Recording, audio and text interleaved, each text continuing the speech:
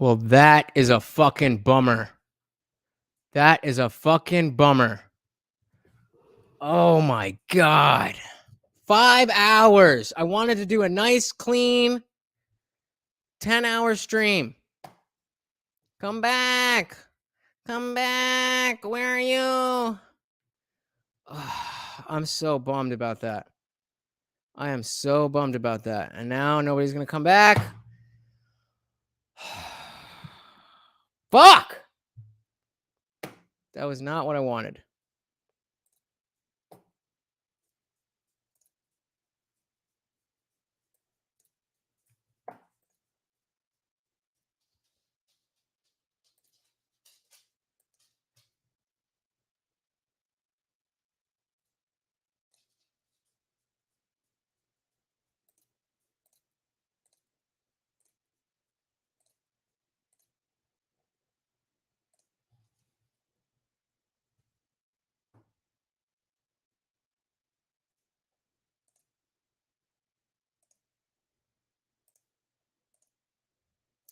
Oh, yes. You guys are back. Thank you. Thank you for coming back. I was like, no. I hit it by act. You know, I don't know if you guys know StreamYard, but usually when you hit end broadcast, it goes to a menu and it's like, are you sure? And it didn't give me that on my phone. I just wanted to leave the studio from my phone so that I could, whatever. We're back and with another first round fucking monstrosity. And it looks like we are not getting out of this round. And I guess I'm not live because I kind of just seen what Dr. Evil just said. Yep. All right. Well, we missed one. Oh, man. That's a fucking bummer. That is a fucking bummer.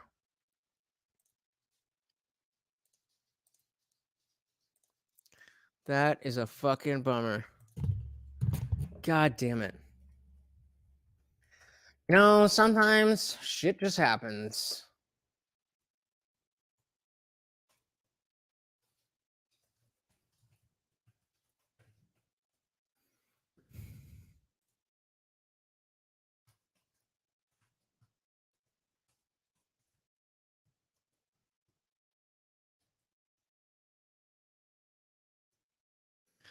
Alrighty. Okay. Where are we? The second coming of Indian Jesus. The Indian Jesus is, of course, an atheist.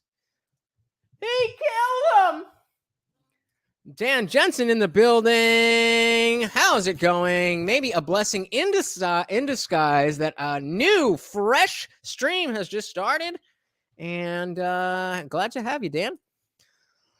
We are here. Yes, I am Lutch, aka the Indian Jesus, here to resurrect the second coming of common sense. Tonight, we are watching the UFC fights. And in the meantime, since that fight is over, we are doing some more than that. Next fight's coming up. But, and please do let me know if we don't have sound. But finally, it is time to figure out why Joe Lozon is not in this on this card. Not fighting Cowboy Cerrone tonight. The freakiest, weirdest thing ever. I weigh in officially. Everything's fine. I go sit down in the chairs where all the fighters are, and I go to put my socks on because I have flip flops on. So I go put my socks on. I turn my knee out, and my knee locks up. Now I've dealt with like meniscus injuries on both knees, but this knee in particular for like years and years. I had to clean it out a whole bunch of times. But when it does lock up, usually it's able to straighten it out. It unlocks totally fine, 100% immediately. This time I'm now surrounded by all the fighters, the commission. Cowboys like in the room. I'm trying to not make a scene and let people know I got a problem with my knee. So I sit there a couple minutes, and eventually I hopped on one of my cornermen's backs, jumped on Frank's back, acted like I was choking him like we're being funny, but I couldn't stand, I couldn't walk at all at that point. We get up to the room, it's like 9:30 in the morning, and I try to unlock my knee like I always do. It's not happening. It's not doing it. I don't know. Hopped in the tried for like a while, like 2 hours we tried. Hopped in the bathtub, like made it like as hard as we could, try and loosen my knee up a little bit. Didn't help. Called the UFC doctors, didn't help. Called the UFC PT, didn't help. They worked on me for like 9 hours yesterday. Literally like more than 9 hours. Jesus. Just nonstop trying to stretch my knee out, try and bend it, try to do this, try to do that, try to lock my knee. Can't get it. So the reason I didn't go to Wayne's yesterday was not because of cramps. That was kind of the story because they don't want to, sell me out. I literally can't put any weight on my left leg, like none. We tried doing like an injection on my knee to try and help that out, like to try and cut a little bit so we can try and move it and manipulate a little bit better. That did not help. Literally, I can't stand. I can't even stand. I can't fight. This is like heartbreaking because you're telling me 6-month camp. But first it was Cowboy couldn't fight. Now I can't fight. Now it really is heartbreaking though, because both Joe Lozon and Donald Cerrone, this was their swan song. Not their swan song, but this was their send off. This was supposed to be, okay, both of you guys are, tail end of your career. We want to send you out. We don't. You've earned the place where we're not just going to feed you to the next young dog. We're going to give you, a Legends League type fight. You guys are going to have a showing. I believe, were they set to be the co-main? I think they were set to be the co-main, if I'm not mistaken. Which is, you don't want them fighting 5 rounds, so the highest honor that they could be given. And yeah, thank you, Dan. And it's just, this is becoming the new, because don't forget, this is the second time this was scheduled. So this is becoming the new Khabib versus Tony, which again, remember earlier on, we saw the video from not that one. We saw the video from Khabib saying, well, he didn't really say it there, but he might be coming back. I'm not mastermind. So, to the Giannis fight or the Joe Lozon and Cowboy Cerrone, because they're definitely going to reschedule. There's no way they're going to let those men retire without having their last fight. So I definitely think we'll see that fight again. So yeah, thank you guys all for coming back. We are watching that. I'm gonna wait for the oh, did I miss the post fight? Yeah, we did. Okay. So I didn't really care, to be honest with you. All right. So yeah, that's we're just watching bullshit. Other fight companions will, just kind of chit chat and bore you. Really, just fill the time. But that's not what we're doing. We have from Stephen Michael Davis, an interesting guy. Apparently has a new video on the time that Alex Jones sued the Young Turks. And how is that not going to be interesting? Absolutely. Dr. Evil Genius says Lozon and Cowboy deserve better than the luck they have had. And that's why this fight will continue to get rescheduled and rescheduled and rescheduled. I believe. I don't know how serious of an issue that knee is. I don't know how long that is going to take.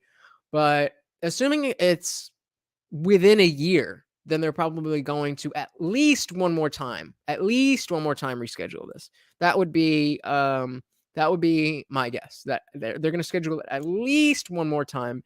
And then if something happens there, I would even say I would put money on the fact that they would schedule it again before they're like, all right, we're not doing this.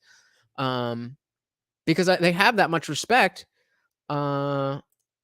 Yeah, I mean, that's of course, if it does require him to retire, then, we got to look somewhere else, obviously. But I think it's premature to say those things. The way he was talking about it, it was, that it locked up in a certain way. Again, I don't know too much about these injuries, but he would not be the first fighter with a bad knee to fight. So let's hope for the best for Joe and for Cowboy. And in the meantime, don't forget Terror on the Prairie, starring Donald Cerrone, only on the Daily Wire. In the meantime, let's see what Stephen Michael Davis has to say. Folks, it's actually keep this here so I can do this. this? The opposite when it comes to planning stuff out. One of the most insane things I've witnessed live in my life was that time that Alex Jones and Roger Stone stormed the Young Turks set at the 2016 Republican National Convention. Alex Jones, always the showman, decided that he would interrupt their coverage. And well, I'm sure you remember what happened. Cenk I don't. blew a gasket after Alex whipped out a t-shirt with Bill Clinton's face on it. Wait. Drop a 1 if you know what this is, because I've never heard of this. And I'm a big fan of talking shit on the Young Turks. So I'm not aware of this. Nobody? All right. We're all learning. It's Bill Clinton says rape. That's the big no. Look at his face. Look at his face. All right, you want to take my show over? I'll take your show over. Anna called Alex a mean name. Get out of your house. We gotta continue. Ironic, given who her boss is. And Jimmy Dore, being the lowlife that he is, spat water in Alex Jones's face. See, and that's the kind of stuff where, like, that's kind of more where I thought of Jimmy Dore. I thought of him as being associated with the Young Turks. There's definitely a lot to be said about him leaving the Young Turks, and the work that he does, we've seen on this very show, speaks for itself. But this is 2016. Within hours, it was the top video on the front page of YouTube. As of today, the video has over 2.3 million views. Appropriately enough, this exchange generated an image that perfectly summed up the 2016 presidential election. Like I said, I happened to be watching the Young Turks coverage of the convention at the time it all went down. The whole thing was surreal in its own right. But what was most surreal to me was that before this happened, Alex Jones and Cenk Uygur actually had a decent rapport. Cenk had gone on InfoWars in the past, and Alex had gone on the Young Turks back when they were on current TV. While these exchanges did get contentious at times, not surprising given the personalities involved, all things considered, they were relatively amicable. You can actually tell that when Alex first showed up on the set, Cenk, while being slightly peeved about being interrupted, is somewhat amused. Come sit in your lap. Oh, hey, Alex Jones, how you doing? See you, man. You're looking sexy. All right. Hey, how's the revolution going? You guys starting the revolution? We are indeed, Alex. The revolution is afoot.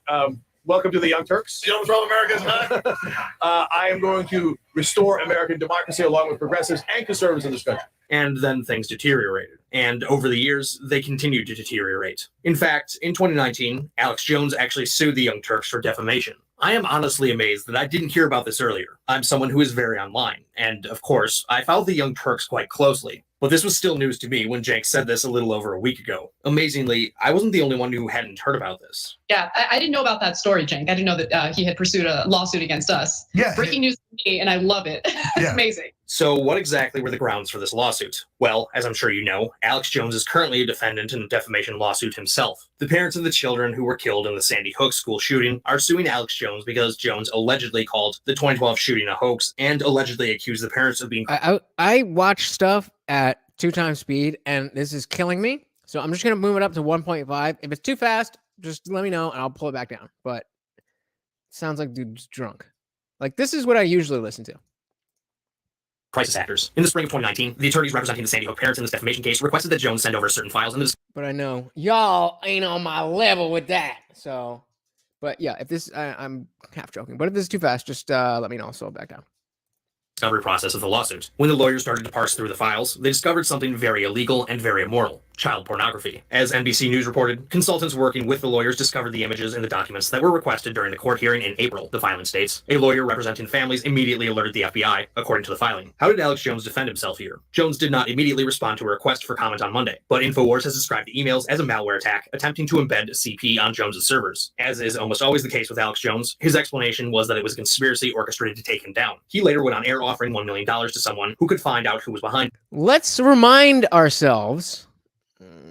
Make sure this fight hasn't started yet. Let's remind ourselves that there is a jar at the Castle, courtesy of Tim Pool and crew. That is the Alex Jones conspiracy theory comes true jar, and you got to put $1 in every time Alex Jones has a conspiracy that comes true. And there are, a couple $1,000s in there. Now, is Alex Jones fucking crazy? Absolutely. Is that a good news source? No. But listening to that man speak is very entertaining and extremely interesting when you have someone there who A, knows how to, and B, is willing to check him on his shit. When he's on Rogan, it's awesome because Rogan will be like, hold on, you're talking crazy shit. Let's pull this up. And same thing with Tim Pool. To a greater extent, I would say that Tim Pool's like, hold on, you're fucking going crazy. Like, no, the frogs are gay. And they pull it up, and it's like, oh shit, the frogs are turning gay. They're turning the frogs gay. All of this. You're trying to set me up with child porn. I'm going to get you $1 million. $1 million, you little gang member. $1 million to put your head on a pike. $1 million, bitch. I'm going to get your. You understand me now? You're not going to ever defeat Texas, you Saxon. So you get ready for that. Maybe it was all a plot against him. I have no idea. On June 17th, 2019, the Young Turks reported on the story. They also tweeted out the YouTube upload from their main Twitter account. The video has since been taken down. It looks as though it was removed from their YouTube page right around the time that Jones filed the lawsuit. Either way, the show from the day which it was clipped out of is still on the Young Turks website, and I was able to screen record it from there. The entire segment is over 10 minutes, so obviously I'm not going to play the whole thing here, but I'll share some of the choice bits with you. And his lawyer came out with a statement arguing that Jones was the victim of malware, that it wasn't his child pornography. I know. I mean, we've all been victims of malware. And let me just tell you, that doesn't somehow magically put child pornography onto our computers or our hard drives. Yeah, no, totally. There's definitely no way that's a joke. That's a joke. Please check my fucking files. There is no CP on my files. That was a joke. Who has to clarify? I don't like having sex with children. I mean, again, it makes it seem like it's a legitimate option. Yeah, look, I just don't like eating broccoli. Everybody knows I don't like eating broccoli. Hey, this is not helping your case. If I'm those federal prosecutors, I don't want to know where it came from. Did it come from the attorneys? Did it come from Alex Jones? Here's where it didn't come from: outer space. Okay, and it's not the forces of Satan. That's not where it came from. It came from a computer. Whose computer did it come from? I think they should pursue those charges. Needless to say, Cenk and Anna were rather skeptical of Alex Jones' defense. So what ended up happening here? Well, as far as the actual content of the investigation into Jones goes, it seems as though there's no evidence that Jones himself, his lawyers, or InfoWars were the ones who sent the CP to the Sandy Hook parents' legal representatives. Back in June of 2019, InfoWars posted a video of Jones with his attorney, Norm Pattis, saying that they fully cooperated with the FBI and that the intelligence agency had fully exonerated them. The FBI has been very clear. They have said that I am the victim, and there'll be more information coming out in the next week, and that InfoWars is the victim of this. But here's what I'm saying. Whoever sent this, for whatever reason, this shows the escalation and the insanity of all of this. This video was also weirdly taken down from their website, but using the Wayback Machine, I was able to recover the video. I'm usually not the type to take Alex Jones at his word, but it looks as though, at the very least, the FBI didn't find evidence that the CP was linked to him or his company. As Jones' legal team. So we're leaving that off at not connected to his thoughts. Where are we? We've got what's his face? Fucking Gregory Rodriguez versus Julian Martinez, right? Julian Martinez? Make sure I'm live before I fucking... Yeah. Well, I don't know why that keeps going behind.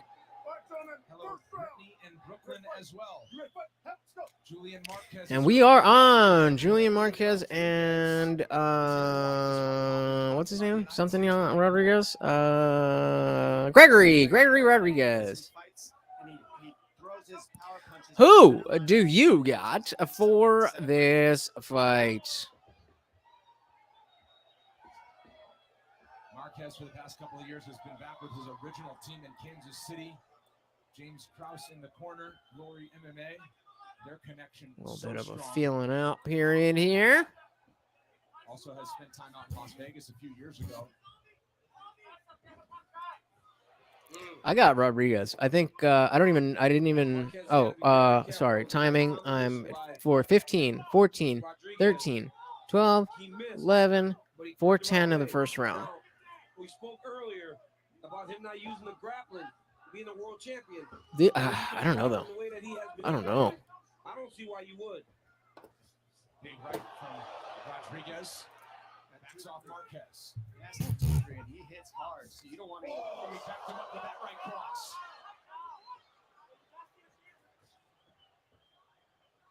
Marquez thought he was the much faster fighter. And RoboCop showing some great speed early on these punches. He did. He thought his movement was going to create problems for Rodriguez. But right now, Rodriguez seems to be ahead of him. Oh, Gregory puts him down. Oh, that's not good. You got to get up. So you got Marquez in the rainbow. And Rodriguez. No rainbow.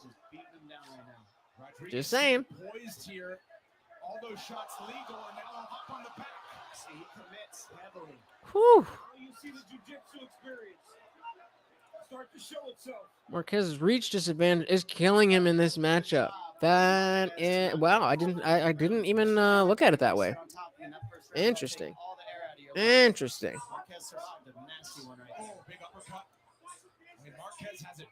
Rodriguez is power. He's sheer muscle. There's not an ounce of fat on that guy.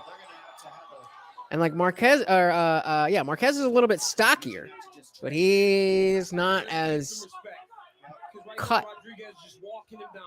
Just pure muscle on this man.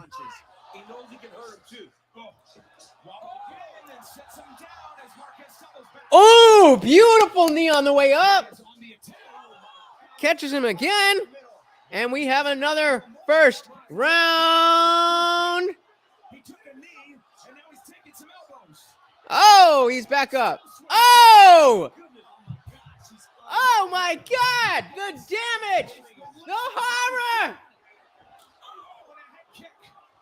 He's just there enough not to stop the fight, but wrap him up, wrap him up. There you go, there you go. Take a breath. Back up, Marquez. Back up, back up. He's just walking in the fire. Oh!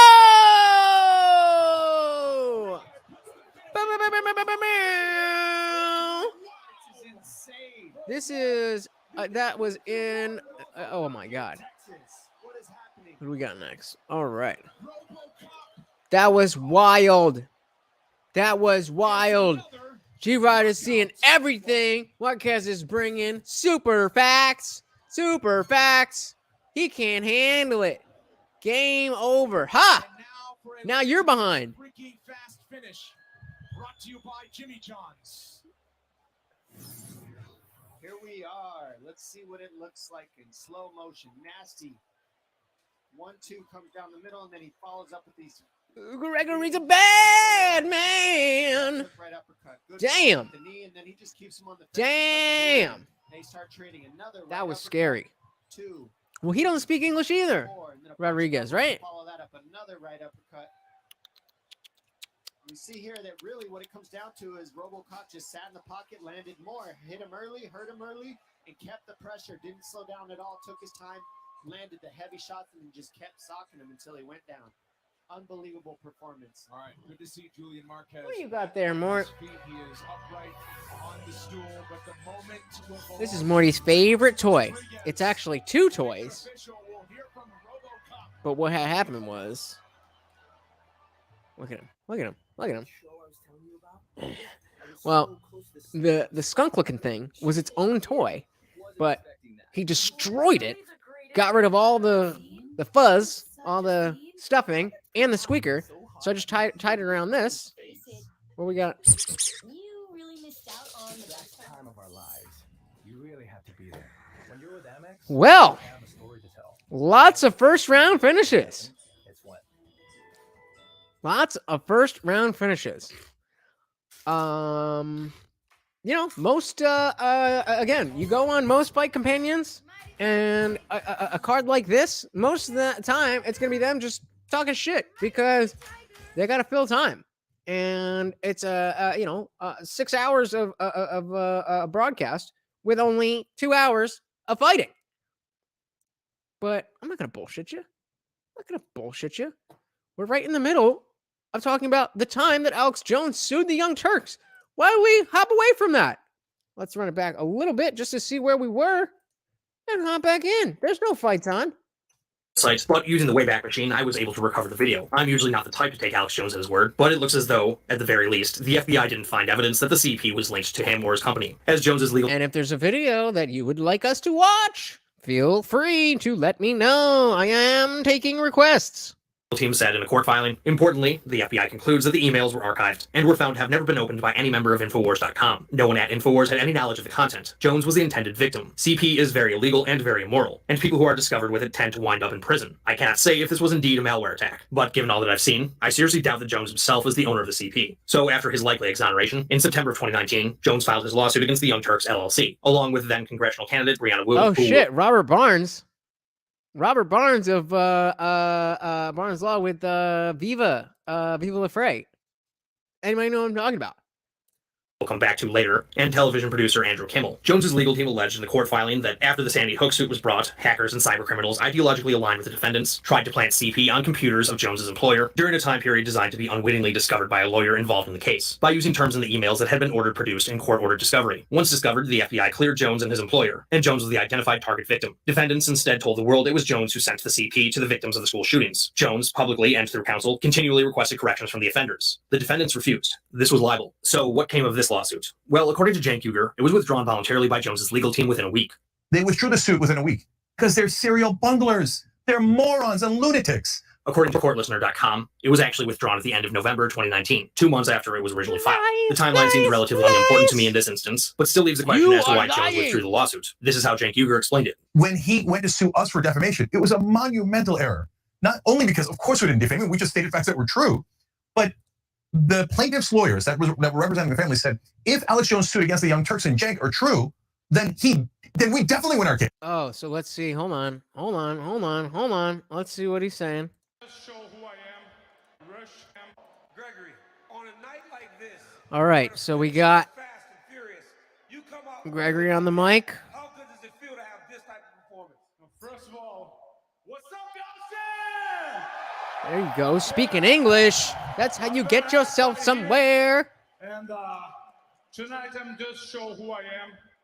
What my name is RoboCop, man. Nobody gonna stop me. RoboCop. I'm unstoppable, and I'm here to make my name step by step. Yeah, I'm not gonna rush, but I'm in danger in this division. Gregory, you are a jiu-jitsu world champion. Even if you're not going to rush, that doesn't mean you can't call someone out. Were you surprised that Julian was able to stay standing when you were hitting him with these types of shots? Yeah, man. These guys here, Daniel Mendes, Henry Hoof, Sanford MMA, debuted myself, and I'm so confident on top. I want to show I'm a completely fight. I have my jiu-jitsu background, but I can fight on top, and I can fight anyone. Gregory, you have just knocked out Julian Marquez, a guy that has been in the UFC for a really long time. Who would you like to see the next time you step into the octagon? Oh, man, Julian is an amazing guy. I appreciate to fight him in this cage. And I think the UFC did their job, Mick Maynard, Dana, and I'm just gonna wait what they're gonna offer me, and I take the challenge. I'm a guy, take a challenge and I do it. Well, congratulations on the massive victory. Ladies and gentlemen, give it up for RoboCop, Gregory Rodriguez. 7 wins by knockout. He's won 5 of his last 6. Proven to be dangerous. And he had his foot on the gas pedal from the jump. Gregory Rodriguez, what a win. Hey, how about that? When you come to Austin, Texas, you might run into a live music star, Zach Brown. Ain't nobody stuck in colder weather these days. It's about 100 degrees here. From across the world, major matchup of big-time prospects at 155 pounds. Damir Ismagulov has been a near impossible puzzle to figure out. He sports a record of 23 Just trying to set all this shit up to look like it was before. Got all that put together. Fans know this is a handful of a fighter. Took out Mateusz Gamrot in a fight of the night back in 2020. He returns next.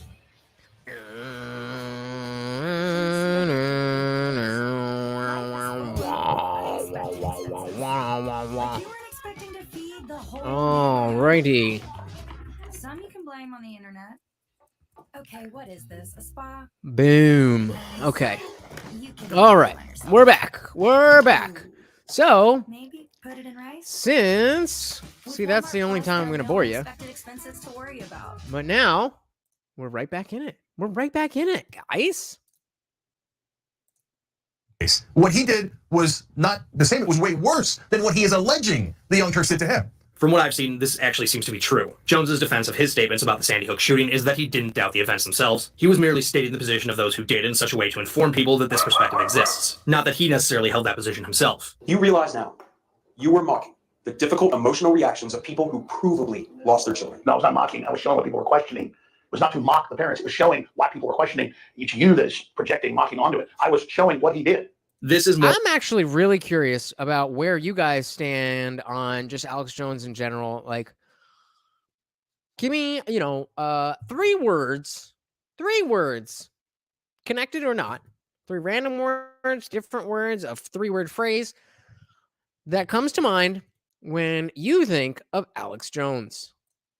Last what the Young Turks did in their video that they've since taken down. They mostly just reported the claim being made by the Sandy Hook legal team, and they even represented the perspective of Jones's lawyers. But the story is that the lawyers for the Sandy Hook victims received child pornography among the files that they had requested from Alex Jones, which indicates that Alex Jones had child pornography in his possession. So now his lawyer claims, and we're Can we stop saying that on my fucking stream? Jesus. His lawyer claims, no, the federal prosecutors looked at that and they said that neither Jones nor his attorneys knowingly possessed the porn. But that's his lawyer saying that. Federal prosecutors didn't say that. So the federal prosecutors have yet to clarify. They might back that up or they might disagree. But would I take Alex Jones' lawyer's word for it? No, but I'm being fair and telling you what the lawyer said, okay? Their own editorializing on the issue was basically saying that the whole thing was rather weird, which, to be fair, it is. Malware attacks of this sort don't happen that often, and we should all be glad for that. At no point did they say that Jones sent or possessed the CP himself. They merely stated that he was accused of this. All of their language is appropriately hedged. You might think that's a Weasley loophole, something that isn't foreign to the Young Turks, as we'll see, but that isn't legally liable at this point. So that was the time that Alex Jones sued the Young Turks. The whole thing only lasted a couple of months, and nothing really came of it. So why bother even talking about it? Other than it's salacious and hopefully generate some clicks, of course. Well, I want to use this as an opportunity to talk about what I think is the most egregious thing the Young Turks do, which is the way they avoid campaign finance laws. If you take another look at that lawsuit, you'll see that Jones sued 2 individuals and 1 company. Obviously, the company that got sued was the Young Turks LLC. LLC stands for Limited Liability Company. As of now, I believe the Young Turks are a straight-up corporation, but that's unimportant for today's purposes, because limited liability companies and traditional corporations share something in common. That is, their responsibility when it comes to liability. For example, if someone wins a lawsuit against a corporation or an LLC, the people who work at the company don't actually have to pay out the damages.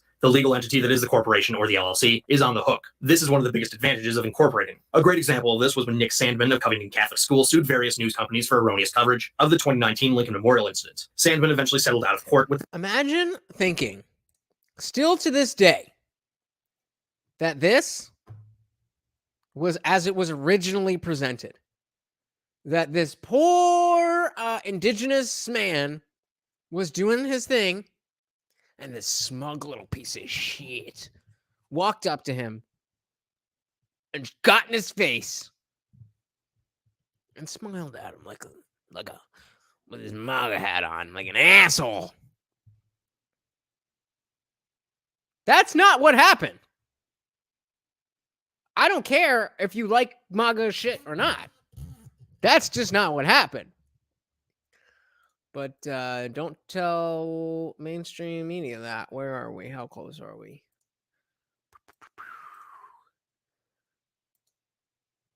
All right, I think we're still on. Various news organizations he sued. It wasn't Jake Tapper or Don Lemon or any other anchor at CNN who had to pay the settlement. It was Warner Brothers, the company that owns CNN. So even though it was Cenk Uygur and Anna Kasparian who allegedly defamed Alex Jones, they were not personally liable because they broadcast these things using company property. Jones complained about the wide reach of the Young Turks due to their high subscriber count and all the rest. As Jones's legal team wrote, the Young Turks have almost 400,000 Twitter followers and hold themselves out as serious journalists, with millions of followers across multiple social media platforms, and the biggest media network on YouTube that is completely monetized by YouTube without censorship of any kind, and promoted by YouTube as recommended video links to those who watch news videos from major news networks. The YouTube channel and broader network— I'm over this. I don't care. Boring. Boring. See, this is one that will not end up on the If You Care What I Watch, because I watched it and I didn't care. So we move on. Let's see what Russell YouTube were called a conspiracy theorist and potentially banned for social media simply for asking if coronavirus emerged from a Wuhan lab. Well, now the WHO is finally asking the same question. Hello there, you 5.6 million awakening wonders. Thank you for joining us on this voyage. Thank you for staying true to yourself, for continuing to awaken with us, for refusing to falter and fail when there's so much temptation to be ordinary, dumb, and normal. Well done for staying awake. If you ain't turned on the notification bell yet, turn it on right now because we need you with us. And if you want to do a live day with me, Wim Hof, and Vandana Shiva, them 2 great teachers, I consider them elders, on July the 10th in the UK, you can camp there and everything. Come along. Join us. Let's get to this story. The WHO are investigating the Wuhan lab theory after dismissing it as twaddle. What? That? It come from that wet market near the lab, admittedly near the lab where they're doing gain-of-function research into coronaviruses from bats. But over there, ooh, they're eating slimy old bats, the perverts. Over 2 years after the coronavirus was first detected in China, I remember that, and after at least 6.3 million deaths have been counted worldwide from the pandemic, the World Health Organization is recommending in its strongest terms yet that a deeper probe is required into whether a lab accident may be to blame. What do you think when you hear the word probe? Grow up then. The start marks a sharp reversal of the UN Health Agency's initial assessment of the pandemic's origins and comes after many critics accused the WHO of being too quick to dismiss or underplay a lab leak theory that put Chinese officials on the defensive. I think a lot of the conversations around the pandemic are about the willingness to have a discussion that includes more than one side. Again, old news, old news, old Welcome back, man. Elephant family. Thank y'all news.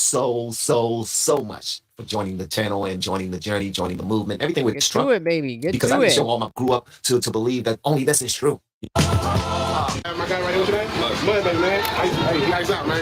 So I want to ask y'all, as a collector, man, how are gas prices affecting y'all? You see my pocket, right? I brought my Achilles out yesterday. So y'all think nobody's doing a good job of what? No, I did. To do with that, the last none of them. And this is a money clear. This is their money. This is the government's PPP right here. Oh, that's how you get the PPP money back? I'm not getting it back, but you know it's like a more sophisticated scam. Yeah. I feel you. You think Joe Biden for last now, nigga? So all of y'all voted Trump 2024, right? Hell no. Ain't nobody voted nothing. Ain't even voted. Hold on, let me find out. Let me find out. Gas prices was back with Trump, right? Let me find out. It had nothing to do with him as an individual. They were better. Please don't tell me you're uneducated. Oh, I'm very educated. I'm a comedian. There we go, man. They said, well, she didn't say Trump 2024, but they said bring back $3 gas prices. He's not everything. $3? Bring back fucking $2. I remember in 2008 when gas prices were going up, and I was like, yo, it's really about to hit $4. And it never did in Jersey, at least Central Jersey, where I went. I remember the highest I ever paid at that point was $3.86 a gallon. And then it went back down and it stayed there until a couple months ago. And now we're paying over $5. Cool. Just double check we're not missing anything. Double check that we're live. And we're not. Okay, see, that's why you check. Back into the fights. I would love to show them to you, but I cannot do that. So we got Guram Kutaladze versus Damir Ismagulov. I'm going to go with Ismagulov just based on the name.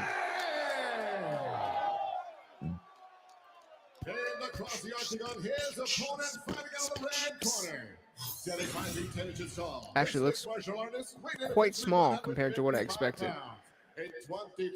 But he is the favorite. Favorite in all 5 UFC fights. Average negative 364, but only negative 180 in this one. Interesting.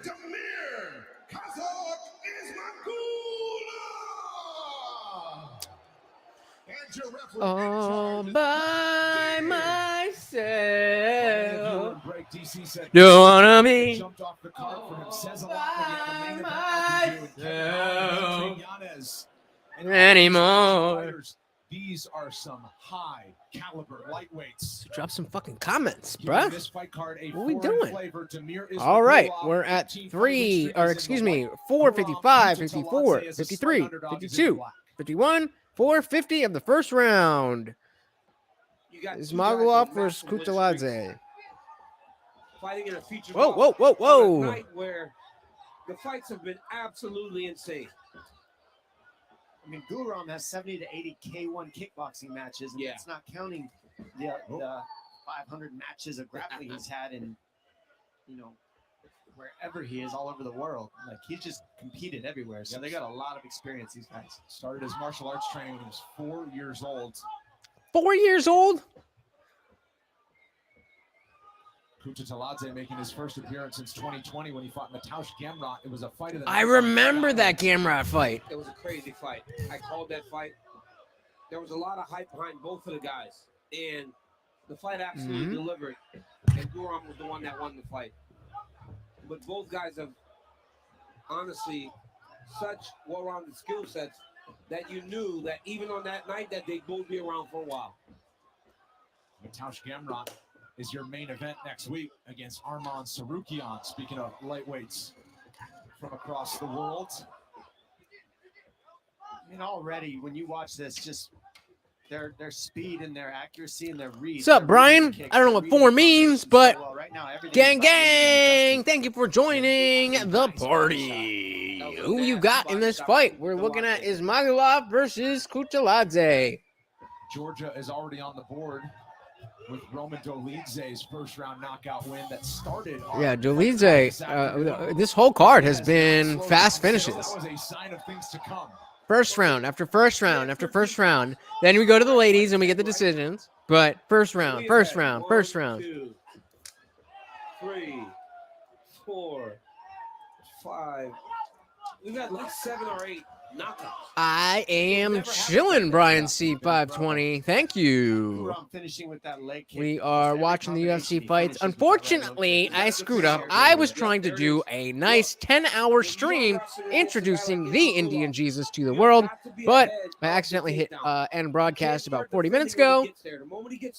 But we're back. We are back, baby. Every other fight companion is going to just talk about the fights. And of course, while the fights are on, we're talking about the fights. We're watching the fights. We're seeing what's going on. But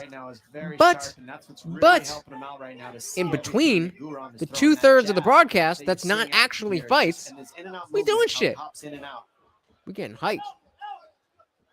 Toyo Tires, the official tire of UFC. And we are coming up on 2 minutes in the first round. 7 knockouts so far tonight. The record for a UFC card is 8. We are 1 away. Wow. If anybody heard that, the record for first round knockouts is 8. And we've had 7. Second time we've seen that. He's on him now. He sees that he reads the blood. He goes for it. Big elbows as is Magulov on the ropes. It's not like now there's like a special air of like, ooh, what's gonna happen? Because and that's Muay Thai 101 right there. When they clinch you, you trip them. we've had so many first round finishes You got a bit excited. Got to change the backside. that we're expecting that now. Single leg action. All right, didn't even get started. That's exactly what you got to do.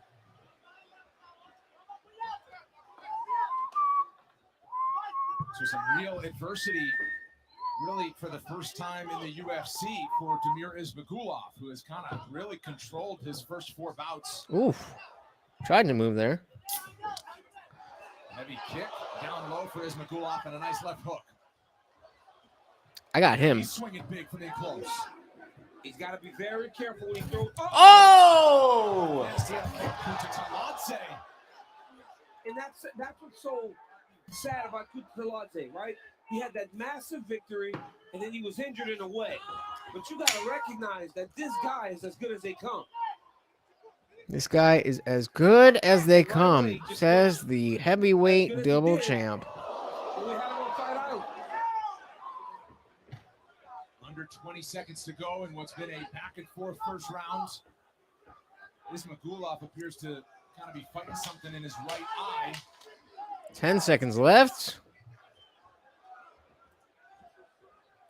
Final seconds of round number 1. Heavy action. Round 2 coming up. Woo! Round 1 over. Who do you got? Who do you got? Director of marketing. Or how do you score that round? I'm working on designs for social media content. I would think that what's his face? Fucking Kulate. That's his round, I would assume. Well, we've had a lot of close rounds. Even if they forgot the accent. Actually, we haven't had a lot of close rounds. Yeah, I agree. Get a quote today. I'm signaling to Dr. Evil Genius because he is watching with no sound. So I heart you. You complete me. Oh, I am a funny guy. Who else is drinking? What y'all drinking? Is anybody drinking? Or just me? All right, round 2. Let's do it. Second round. Back and forth first round. Kutateladze is ahead in strikes ever so slightly. Also landed a takedown. Nice jab. That jab has been working really well from Damir. Needs to keep using that and then follow it up.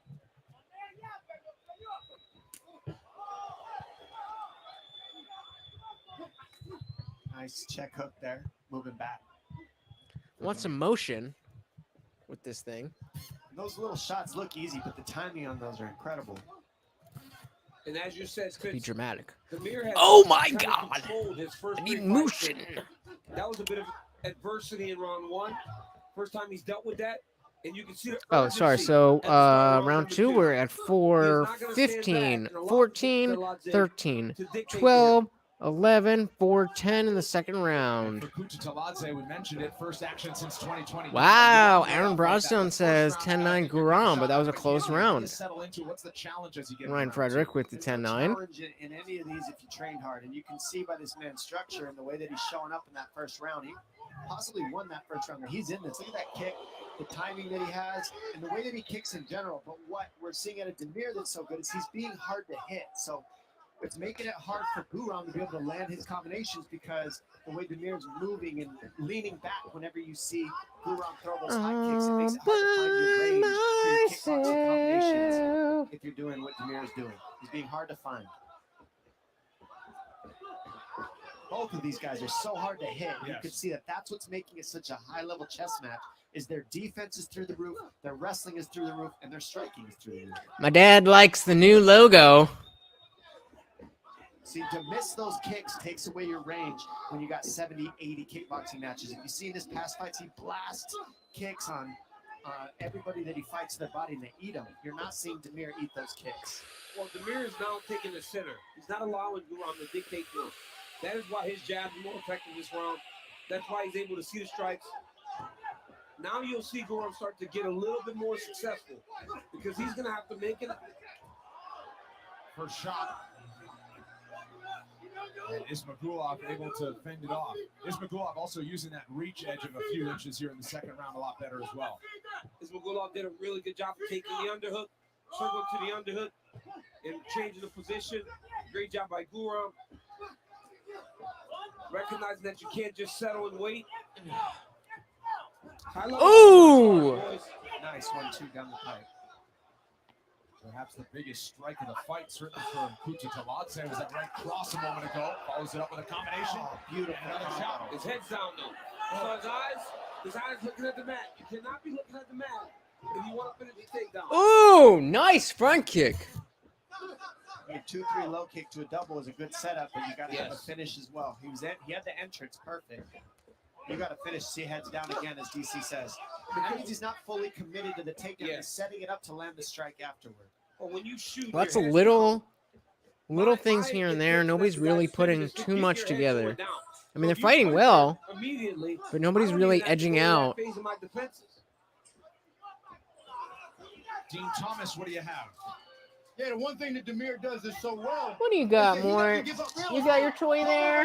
Just a little bit and then be right back in Kutaladze's face. He doesn't give up space, which is why he's staying in this fight. See, there it is. Terror on the Prairie. Oh, where'd it go? Oh, yeah, I'm not on screen. Oh, somebody's talking to me. As Dean said, when you make people miss and then you're right back on the pressure, that makes guys tired. Those kicks. Maybe. I mean, he's definitely getting pieced up. I mean, that jab. I think it might be the. A lot of damage to his face. Look at the damage that jab is doing to him. That hook kick was crazy. It came out of nowhere. That jab's giving him trouble. Because that lead shoulder's always moving. It's up, down, it's forward, it's back. He's constantly moving. And just popping that jab on the face of Kuta Taladze. I mean, popping each other's assholes. Slightly in favor of Kuta Taladze, but the live odds. Who's here? Is it just me and Dr. Evil? Just starting to ramp up. Under 30 seconds to go, round 2. And some damage shown on the face of the Georgian Viking. Neither of these gentlemen are overcommitting either. Their balance is perfect. They never really lean over their lead leg too often. You see, even if they're 1-2s, everything stays balanced. High-level fighting continues into round 3 after this. Woo! Round 2 done. When your friend asks, "Want to try this place?" Interesting. I'm having trouble scoring these rounds. It's a very even matchup, and I think both are getting their they're both getting their hits in. And it's just these are the types of fights that are tough to score. These are the types of fights where, you know, you want to finish them because you don't want to leave them in the hands of the judges. You really don't know if they're gonna fuck you over, or if, you know, it is what it is. Dr. Evil Genius says we are tied going into the third round. That's more than I've been able to gather. So I'm gonna go with that. All right, here we go. Third round. 276. When is that? July 2nd. Is that next week or is it 2 weeks? Does not get much better than that. UFC 276, 2 weeks from tonight. 2 from weeks. Vegas, only for purchase on ESPN Plus pay-per-view. Third and final here in a fight that's way too close to call after 10 It is minutes. that close. Okay, I didn't know if it was just me. Those low kicks are landing more and more for Guram. Landed a calf kick and a low kick on that one. You're seeing him set it up. Now he's faking it. Let's see what that sets up for him. That 1-2 is And he followed it up and added a few extra to a smile from Kutateladze. Because Kutateladze is rolling with the strikes. Those are landed, but not clean. Because as they roll the shoulders, Again, little pop here and there, but nobody's really doing anything to pull ahead. Ismagulov has never been outstruck. And I'm not saying you know, they're being lazy or anything. I'm saying they're having trouble finding. Ooh, nice takedown. Can't do anything with it. It's tough. It's tough. I mean, at this level, you know, the margins are so close. head movement non-stop for both of these gentlemen. Never on the center, never just keeping the guard up, always moving the head. Different angles.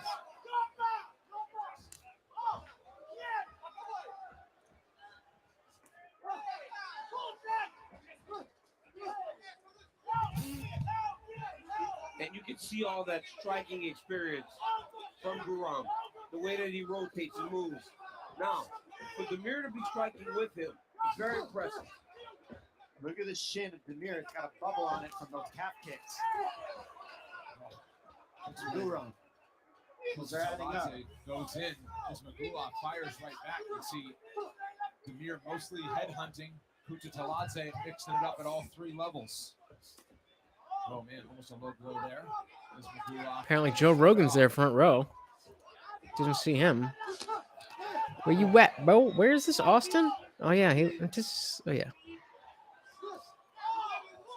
The other thing about both these guys are doing so well that's changed from a lot of the other fights is the fakes and the feints in between with the level changes. All the different looks beyond just throwing the offense. They're faking so much and they're moving their head so much it's hard to read what's coming for both these guys.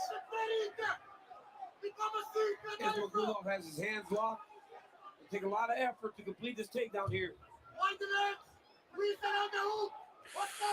job by Guram keeping his legs wide. Lifting that lock up around his back.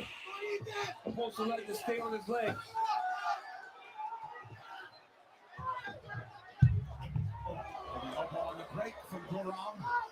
Ooh, that looked like it hurt him. Ismagulov is not having a good time right now. Hard to find a home form in round two.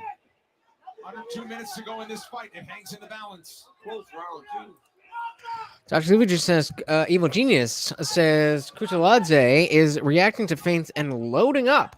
His timing left and took his confidence with it.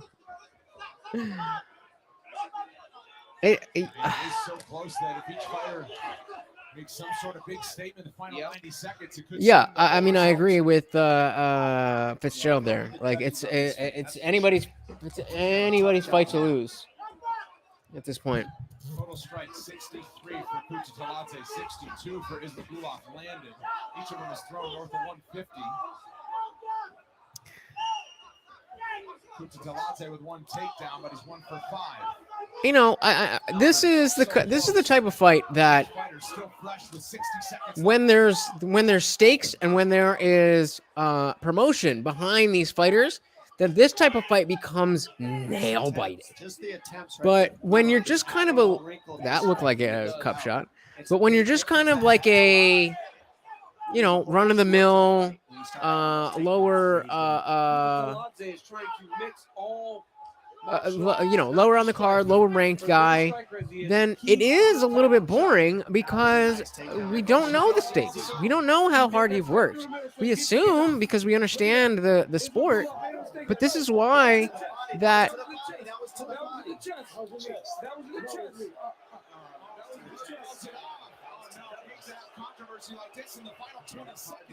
I missed what happened. Who's seen what happened? It looked like it went to the chest there. I know it's not action, it's close, but it looked like it got him in the chest. I didn't even see what happened. In the chest. They're saying in the chest. There's 8 seconds up. All right, let's see what we got here. Chest! I don't know. It feels like it grazed his. You want to see a doctor? Let's take a look. You ready to go? Let's see. It looked like it grazed his chin. He was working his way up. Yes. Was a foul. That was a knee to the head. This is a strong warning. Anything else? At least he didn't take a point. Yeah, for real. Okay. You lose the position. You lose the position. All right, lose the All right, Herb. We hear ya. That's a smart thing to do there. You lose the position. This is a strong warning. All right, we got it. Obviously, it was incidental. Oh, and a big right hand from Ismagulov closes it out. So a funky final 15 seconds. But That was the end of the fight? Oh, that was annoying. It's anybody's guess. Official decision is next. Well, what does that really do? There's 8 seconds left. If you do anything wrong in those 8 seconds, I'm taking a point. Seems kind of like, you know, but yes, exactly. Good point. That it won't change the outcome. I'm going to assume he means 29-30, or 30-29. Oh, 20, yeah. Okay, 29-28. Either way, but certainly not 38. Who you got? How do you score that round? And who do you have as the winner? Comment your fucking thoughts. Am I talking to my goddamn self? Is it just me and Dr. Evil Genius who can't even fucking hear me? Are you there? Are you there? We're going to get to the decision. See how well they use the post-fight. And then we're going to chill until the next fight.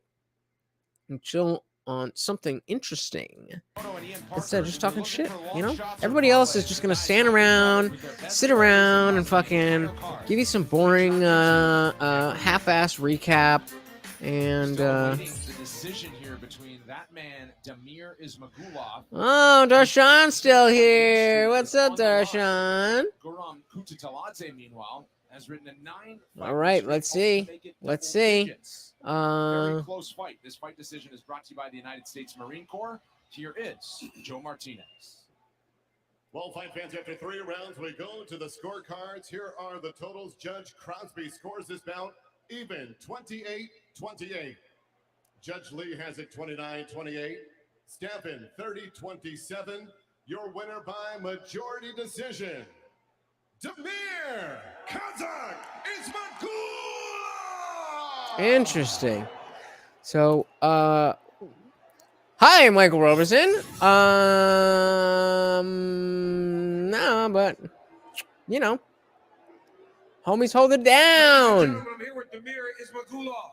So let's see. Does he use the mic? That is now 19 wins in a row. 19 wins in a goddamn row. Over a tough opponent like Kutataladze. Not speaking English. That eye is hurting. UFC, next big fight. I'm ready. I'm ready. Bro, top 15, top 15. Скажи ему, что в этих джунглях появился новый король. Казах теперь здесь будет газовать. Казах. Guys, anybody who doesn't speak English as their first language, let me just tell you Normally you use your wrestling to control fights, that for but sure, tonight, This attempt at English is very much appreciated. Was there anything surprising in there? But it's not enough. Did. This is your job. Learn the language of the people who are giving you money. Learn the language of the people who are giving you money. Listen, my commentary. Is it that good?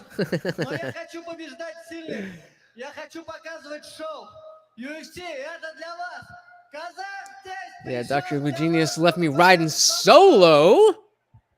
You know I can wrestle, but I want to show exciting show for the UFC. I want to strike. I want to finish the fights. Kazakh here to show you guys. Well, congratulations on the massive victory. Ladies and gentlemen, give it up for Demir. And again, it's like, how much can you really blame someone who doesn't speak English for not understanding how important it is to speak English? But like, you have to know. You have to know.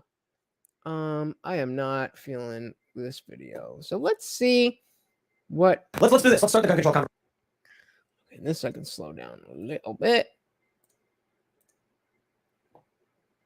All right. So, like I said, most other fight companions are going to use the downtime to just fuck around. But we're going to have a gun control conversation. We have an article, though. Cool. So this is from CNN Politics. John Cornyn, top Republican negotiator on gun package, booed at Texas GOP convention. I saw a photo. Apparently they were throwing lanyards with his name in it in the garbage. Alex in the And they booed the guy. building. What's going on, brother? This is another one of my friends from the Jesse on Fire crew. Please welcome him. He knows exactly what is good. We are in between fights, so we're just watching some shit. What did you think of that last fight, Alex? On this poll for the chat. I just want to point this out. When we're talking about politics and the establishment uniparty, you've got Republicans who say, "Okay, Democrats, we'll compromise and get into gun control," and Democrats who say, "The moment you do, we'll call for twice as much." So the direction only moves towards more gun control. Where's the Republican negotiation with Democrats on them abolishing certain gun laws or repealing certain gun laws? Never happens. Never ever. Well, this is what they constantly say. Why won't the Republicans compromise with us? Okay, well, by definition, a compromise involves both sides getting something. You're literally just asking for concessions. Right. And the Republicans give them. And there shouldn't be any concessions when it comes to our God-given rights. And I think that's a stance that we should be making, saying, hey, we've given enough to the government. We've given them. Don't skip over Joaquin Buckley, too. Don't remember. Yeah, right? But both of you, don't forget that Joaquin Buckley is holder of the knockout of the year. If it wasn't last year, it was 2 years ago. I don't know. All that time is kind of moving together, squished together. But don't forget. Y'all must have forgot. But making sure that we are not missing anything and just adding more to your life. You're just here to watch some UFC, but I'm giving you even more than that.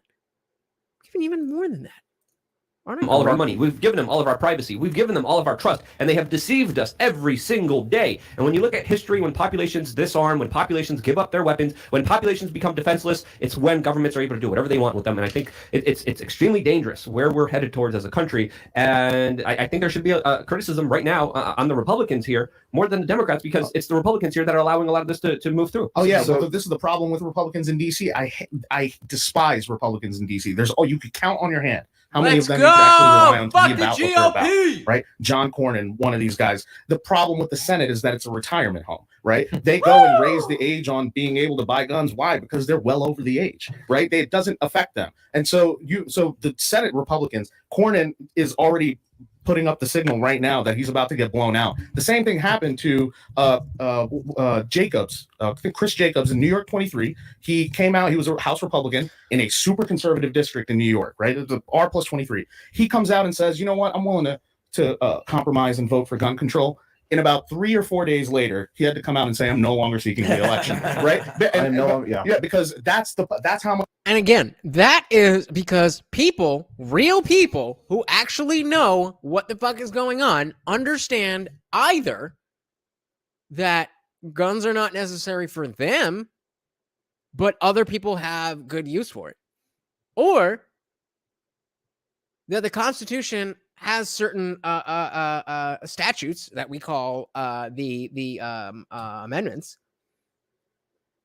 that are not set in stone, but they certainly have to be changed before we can bypass them. But it seems like a lot of people just want to do exactly that. Much pushback that he got, that he realized, like, oh, I said the one thing that just ruined my entire political career. Can they recall him? Can we do a recall or something for senators? Well, no, you can't do. I think it'll go state by state what you'll be able to do with the senator, but I don't think you can recall a senator. But in that moment, that showed you that still the uproar from the people pushed that guy Jacobs out. And to break a little news, Michael Robinson knows what's going on. This is what we're doing. Instead of wasting that time, let's learn something. Let's have a conversation. Exactly, Michael. Exactly. News on this show, I'm actually going to be the comms director for Carl Palladino in New York 23 to go and bring that seat and bring it to a real conservative. Carl Palladino, if he's elected, he will be the NTG of the North. He will raise hell in the Capitol, and we need a guy like that. A lot of gun control bills that need to be repealed. And Carl will stand up because that district was challenged on that gun control bit right there. That seat opened because of that. So Carl knows what the deal is. He's going to go make sure our inalienable rights are protected. It's really easy to look at gun rights and human rights in America. Let's remember that the right to own a firearm is a human right. If you think otherwise, you can go find a way to not be a part of talking. But diplomatic, right? They tried getting a 3-week waiting period for all gun purchases. Look at, there needs to be room for optimism here. Imagine you are in a dire situation. Imagine you're some woman who is in a relationship with a crazy alcoholic. And one day he comes home and finds out that you're on Instagram. Not a big deal, right? But to this drunken asshole, this is the end of the world! And he decides that he's going to beat the fuck out of you because you're showing your body to the world. You're mine. No, you need 3 weeks. 3 weeks before you can legally protect yourself. And the room for optimism is in our generation. I am 32 years old. I am sunburnt from spending a week in South Dakota, which has nothing to do with what I'm about to say. What does have something to do with it is we live in a generation where we could very well see the NFA repealed. We can see it. I do not believe in getting National Firearms Act. Doomer pilled and That's the National Firearms Act. Yeah, the National Firearms Act. The reason why you can't own you have to go through a special process to own a barrel that has a length shorter than 16 inches, or to own a suppressor which protects your hearing. Suppressors make it safe for everyone. Yeah, and this kind of comes back down to that. If you think that suppressors are like Hollywood quiet and super dangerous, you don't know what you're talking about. Here's the crazy thing too. They have handguns that are suppressed. That means they've made like, hey, we're going to make this handgun to be safer. It's not going to be as dangerous. And they're like, that's an NFA item. It's an NFA item. So to break the stigma, why do you think he got booed? Do you think he got booed because he betrayed the Republican Party or because he betrayed the American people? I'm telling you that they booed him because he betrayed the American people. Right, correct. When it turns out when you betray the American people and you're running for a Republican, you lose your seat. You betray the American people and you're running for Democrat, you become president. If you betray the American people and you're a Democrat, all you got to do is come out and wave a flag or make some garbage statement, and they'll say, sure, whatever, as long as we're aligned socially, so that can fit in. Yeah, you can bring economic ruin upon the people where they're literally starving in the streets, but you know what? At least he didn't make mean tweets. Some people are masochists. You know, Adam Schiff can lie every single day. He can push the Russiagate lies, and people just they love it. They love being pissed on by this guy, and they're going to keep voting for him. But did you know that Trump called him watermelon head? And that's really unpresidential. Yeah. Did he do that? Okay, I feel bad for watermelons. Well, that's the thing. You know, Adam Schiff and these guys, they sit in really safe blue seat. It all depends on the political pressure at the end of the day. These guys are cold and calculated. They don't believe in a damn thing, right? And so as long as that seat is sitting there blue as hell and nobody can touch Adam Schiff on a fundraising perspective or a popularity perspective, that guy's going to sit there for a while. I'm glad you enjoy it, Michael. Any thoughts to add? I'm not too informed when it comes to guns. I'm informed enough to know that my formerly held anti-gun position was very uninformed, but beyond that, I don't know much. So if you're enjoying it, please feel free to educate us. That's what we're here for. And if it gets out of his hand, it goes to the left. It doesn't go to the right, right? And so this is the problem. We don't do enough. I believe on the conservative side, we are not willing to go into those districts and challenge those people because, quite frankly, it would cost you a lot of money to do it, and you'd probably still lose, right? So I get that, but we have to build the infrastructure, and it's a long-term project. I'll tell you why I think one of the factors that is leading us to civil war.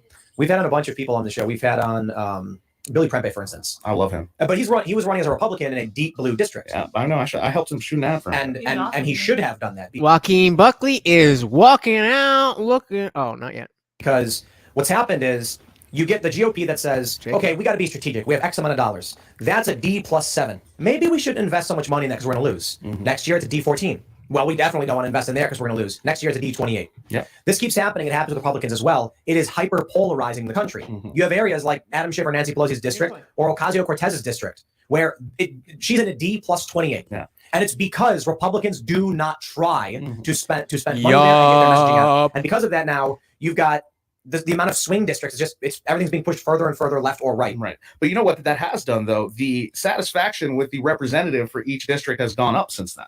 Right. So that is there's a little that just makes it worse. It does in terms of the polarization. Right. Because you're firmly in with your guy. Right. Well, I love him. He's all the way to, he's to the right of me. I'm gonna love him. Right. Or to the left of me. This is also part of the gerrymandering, argument. Right.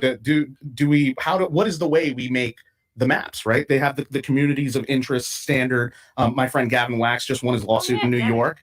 He was on this show before, but he challenged the assembly maps, got them thrown out. Special master is going to have to redraw them next year, I think. But how is it now that it's going to be drawn out? Do you make it so that everybody? What is fair? So Michael Robinson says there is enough gun control laws on the books. I agree with you, but why do you think that anti-gun people don't think that, or rather don't know that? I think that's probably more appropriate. They don't understand. And again, I can say this. Oh, come on, dude. I can't use the mouse with my one. That is, definitely. I'm saying that as somebody who used to be super anti-gun, and I thought I knew what the hell I was talking about. And I learned a very little bit that showed me, oh, I have no idea what I'm talking about. So let me step back and listen to people who actually do know what they're talking about. And those are the people that are for guns. That's it. There is not one person that I've heard of, who knows about guns and is also for more gun control. Uses the phrase common sense gun control. Can define that phrase common sense gun control. Because it's rhetoric. It doesn't mean anything. And we're still in commercials, so that's right. Right, in that sense. And so fair's when I win. Correct. That is the right answer, actually. When it comes to politics, unfortunately, as much as you hate it, that is the right answer. See, the issue is, you have the left. But the left is, we should win because we should win. The right is, we should win because we propose these ideas that we think will work better. Many on the left think that's what they're doing. But then you run into problems of, look, the modern left may be different from where the left was 10 years ago. I hear a lot of people like Bill Maher, and they rag on Republicans, and it's like, yeah, you're talking about like boomer Republicans and stuff. The younger generation of people that align in this direction are post-liberal, libertarian, moderate, conservative, et cetera. There's a wide range of voices. On the left, they say things like, we should raise the minimum wage. And you see a simple question. What will that do? So give me a 1 in the chat if you are in favor of raising the minimum wage nationwide. I'm going to give it a few seconds. I'm going to assume y'all are lazy. And so I'm going to assume that nobody thinks that. If you do, now's your time. No? All right. What's it? How does it go, Seamus? Oh, yeah. So this is how the left operates. They go, I want good thing. I want good thing. And then you go, okay. Oh, so we got Michael Robinson says that you would like the minimum wage nationally to be raised. Do you have a number, or you just generally think that it needs to be higher?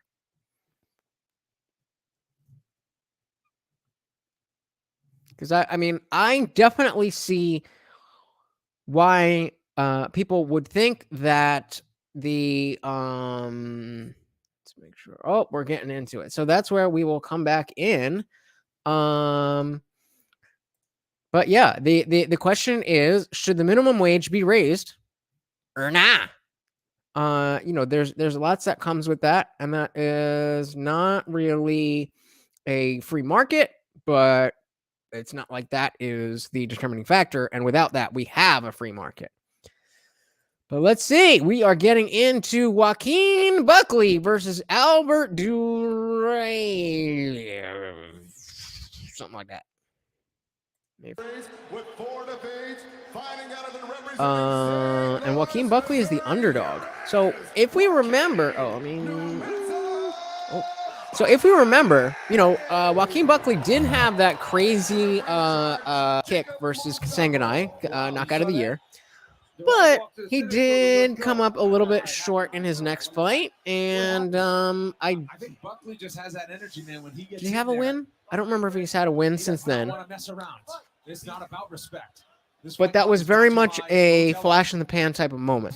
Now, I'm not saying that there was no skill involved. I'm just saying it's not like we can expect that out of Buckley. Trayvon, what is going on, brother? What is going on? We have just started the Buckley-Durai fight, and I'm at, I'll give you guys the countdown. I am at 4:30, 29, 28, 27, 26, 25 of round one. They had a couple of hits on that album. Oh, gotcha. So yeah, nobody is. That's where we're going to be jumping back in, and then Trayvon, Mr. Trayvon here, has some stuff that he wants us to look at. So after that video, we'll check out what Trayvon has to say. But right now, we are. Oh, we just got a foot to the face from Buckley. He's following it up nicely, staying composed, not rushing in, as I hate so much. Nice wrestling defense. Trayvon just got off time for beers. Hopefully you didn't miss much. Well, this stream is only an hour and 15 minutes so far, but I have been on air for about, 8 hours? 6, 7, 8 hours, and I accidentally hit the end button. So you missed quite a bit, but now that you're here, the real fun begins. Right, brother? Right, brother? Dean Thomas, you know something He about did. the backstory. Great. I mean, he can, he can give it and take it. They used to train together a lot. Buckley, huge head kick there, Buckley says Dr. Lou said he Genius. was going to win this fight easily. Said he wanted this fight because it was an easy matchup, and that obviously made Buckley mad, and they started going at it. Okay, there you go. I don't rub you the wrong way. Both of these guys have spent time in Las Vegas to train. But you learn a lot, right? When you fight a guy in the room and then you fight him in the Ooh. fight. Slip from Buckley as he threw another big kick up top. That's been crazy. Have you guys had any thoughts or heard anything about the slipperiness of the UFC canvas? Apparently, they're. Whoa! He just ate another one. Oh, his eyes cut though.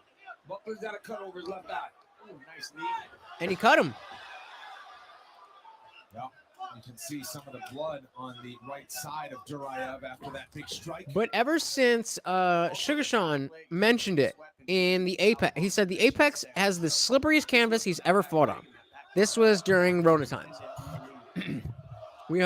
Ever since then, I saw people slipping. A couple other people have mentioned it. And then We talked earlier. the Rose fight, the Rose and Carlos Barza fight. Her main thing for waiting for the right moment was, or her main thing for not doing anything was that she was waiting for the right moment, and then she found that moment, but she slipped on the canvas. Have you guys heard anything more about this? Do you have any information? Do you have any thoughts about this? Why is the canvas so goddamn slippery? You can almost see it because you can see him calculating and trying to figure out how he's going to attack Uriah. Loading a lot. I thought he said Uriah. I was like, Uriah who? He said Uriah. I guess that's how you say that name. Am I live? Make sure I'm live. Try this place. And you say, you know what? What the fuck just happened? No sticky floor here.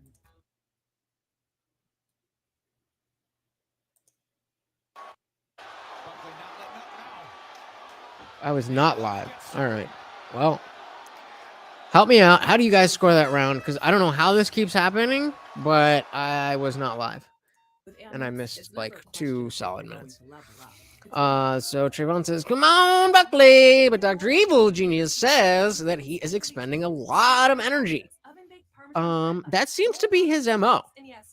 And you know, the thing about Buckley is that he seems to be able to keep up that level of energy the whole fight. He can keep going and keep going and keep going and keep going. He doesn't seem to get tired. Interesting. Interesting. All right, round 2. I'm double checking that I'm live. There is no way I'm not live right now. I'm live. Okay. Time on the clock. We got, as soon as this banner moves.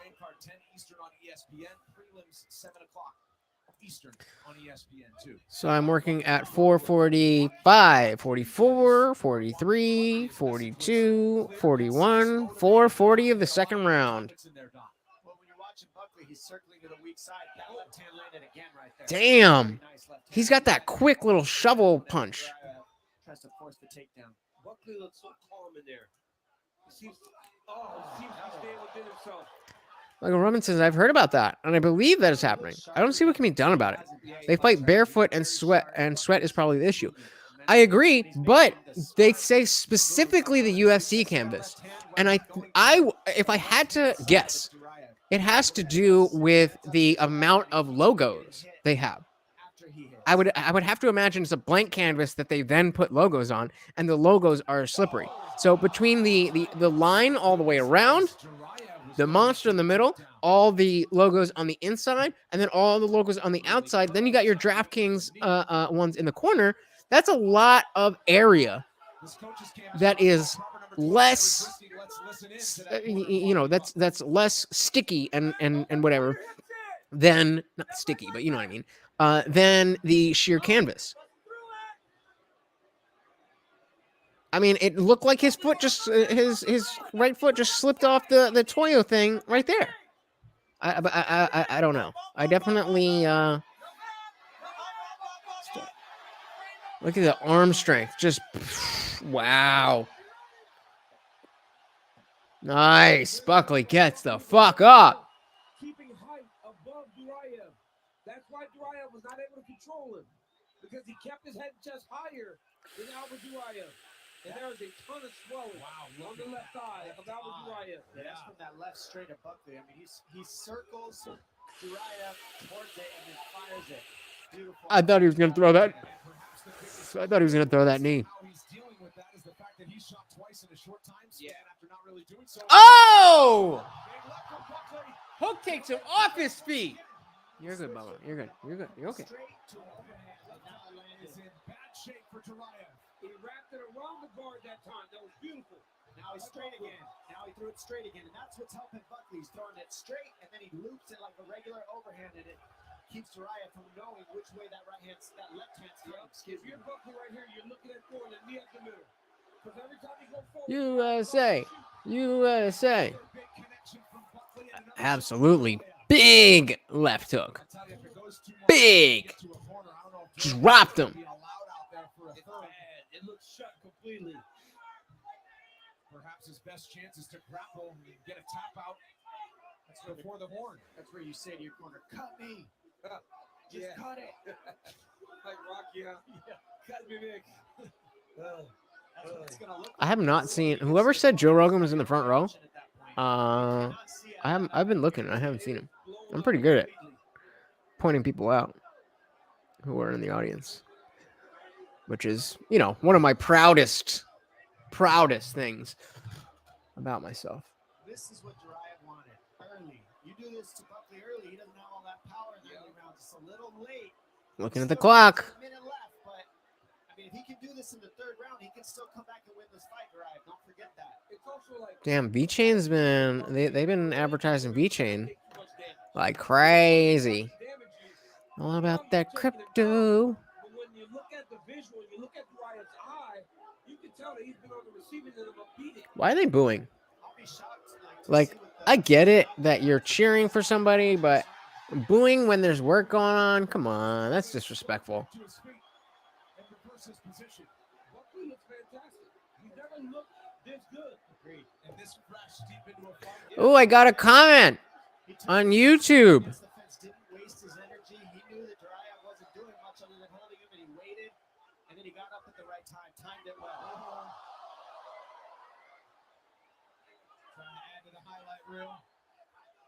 It looked like Duraev can see a little I mean, if it wasn't but it's hard to pick up on what's coming. Duraev crotch snorting, not sniffing, snorting. Crotch snorting because he can't take Buck's power. Yeah, I mean that's his only way out. But woo, woo. That's definitely for. I mean, I got 2-0. 2-0 Buckley. Oh yeah, that's it. That's straight left. Right as he was level changing. Buckley dropped a straight left. Street Fighter alpha kick. All the damage to his eyes. Look at Does anybody know what this means? 30-second break. We will be back with what's next after this. I mean, it might be helpful to know what video it's on, but LP reacted the right way. She is link need of over. What does that say? What is happening? At Domino's, you can get more than just your favorite pizza. You can get specialty chicken, savory pastas. That's on the live stream. All right, okay, whatever. A bunch of holy shit. There's like 6 of them. For $5.99 each, or get them delivered for $6.99 each. Okay. All right. Let's go. Round 3, baby. No, he's checking. I think they got to check on him. I don't know if the ringside Okay, time out here. There was a huge roar from the crowd. I think Joaquin Buckley thought he had the fight won. He was telling him, come on. Bubba, lay down, lay down, lay down. You're fine. Just please lay down. Thank you. But then you saw the corner of the riot go towards Buckley. Yeah, they're not acting very professional in the corner. So, and that's it. He cannot say out of Joaquin Buckley TKO. Are they Dr. Stoppage or TKO? That's got to be TKO, right?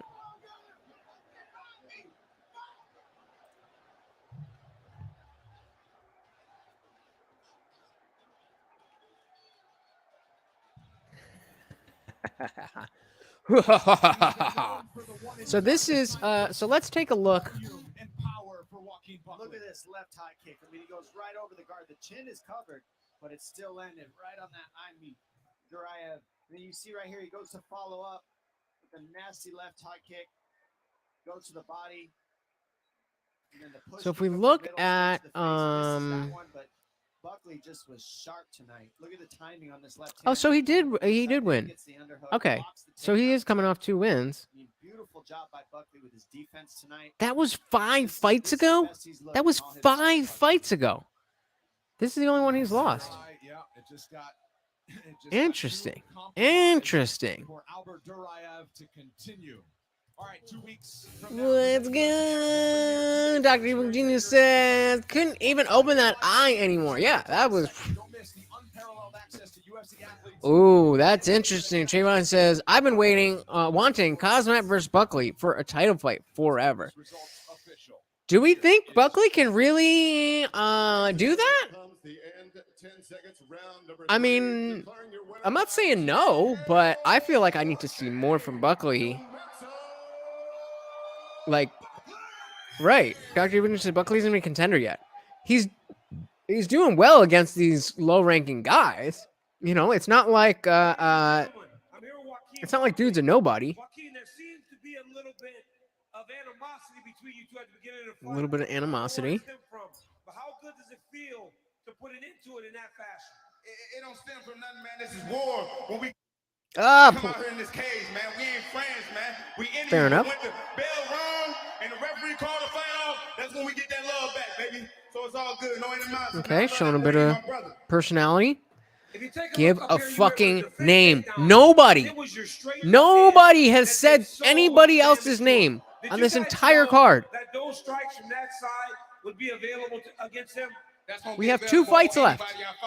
And nobody has called anybody out this entire fucking card. He took me down a couple times, but he was supposed to hold me down. He didn't do that. I got my ass back up, and we got to fight again. Joaquin, you said that in your last fight you were disappointed that you didn't seem as fresh as you wanted to as the fight went on. You seem great tonight. What have you changed that have allowed you to be this good this late in the fights? Just my coach right here, Justin Hardy, man. He put the conditioning on me. We did a lot of running. You know what I'm saying? Non-stop, man. Until I couldn't go no more. And then eventually, Running. hard work, man. Just hard grind. I don't Going back to that run. stuff, man. You already know. But one more thing, man. I just want to thank the UFC. I want to thank everybody. Austin, I love y'all, man, for coming out and showing me so much love. I love you, Austin. Thank you for showing me so much love. And then you're going to forget about me as soon as the next fight starts. I'm going to be knocking folks out because of this energy, baby. Let's go. I love all y'all. Well, congratulations on the massive fight. You've never looked better. Ladies and gentlemen, give it up for Joaquin Buckley. That is not going to move you up the ranks. Dr. Evil Genius says Kyle Matt is not a contender at 185 at this point.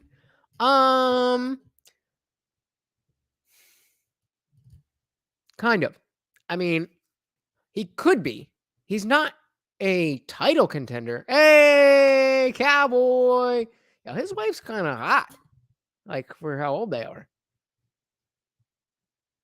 Them blue eyes. Yeah, I wouldn't use the phrasing he's not a contender.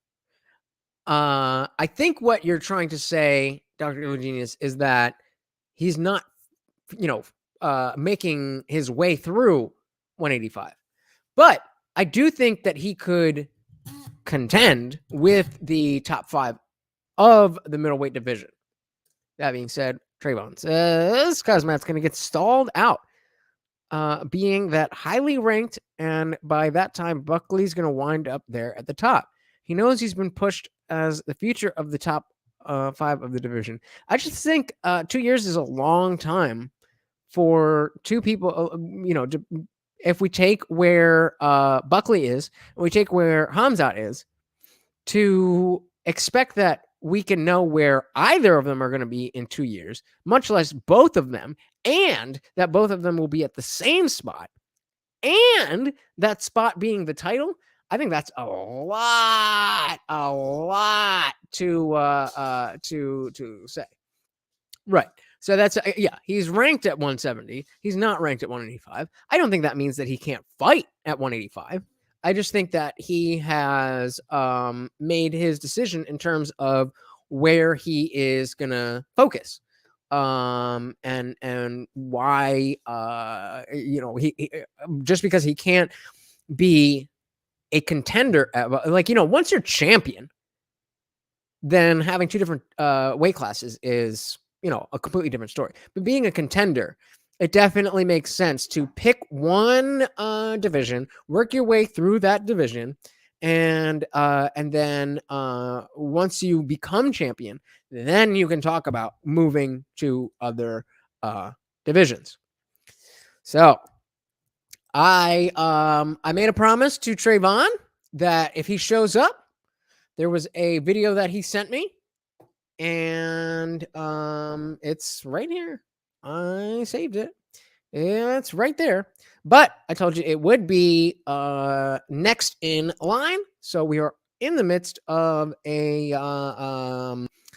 conversation here. Remember, we left off at them talking about raising the minimum wage. And you know what, Michael Robinson, if you are still here, I may have heard that incorrectly. So I'm going to run it back a couple seconds because I heard raising the minimum wage, but they were talking about guns. So they may have said raising the age to 21, but I thought they were saying the minimum wage. But now that I say it out loud, that does sound not connected. So let's see.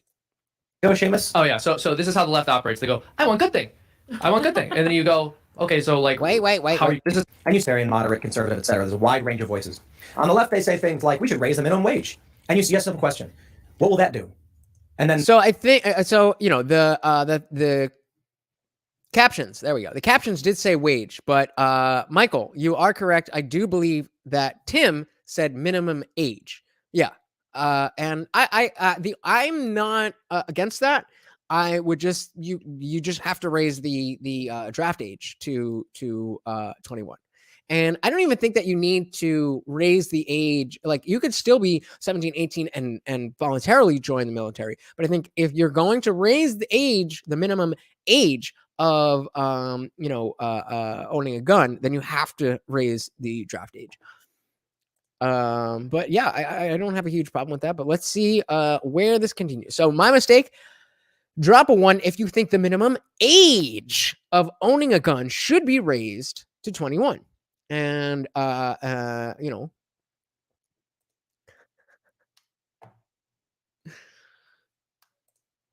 thank you, Javon. Yeah, who wants the minimum age raised to 21 to own a pew pew? Let's see. And Tim's question is, what will that do? I think that's a good question, and I don't think it implies that there is no answer. It's a good question. Let's see what Seamus says. Oh. How does it go, Seamus? Oh yeah. So this is how the left operates. They go, I want good thing.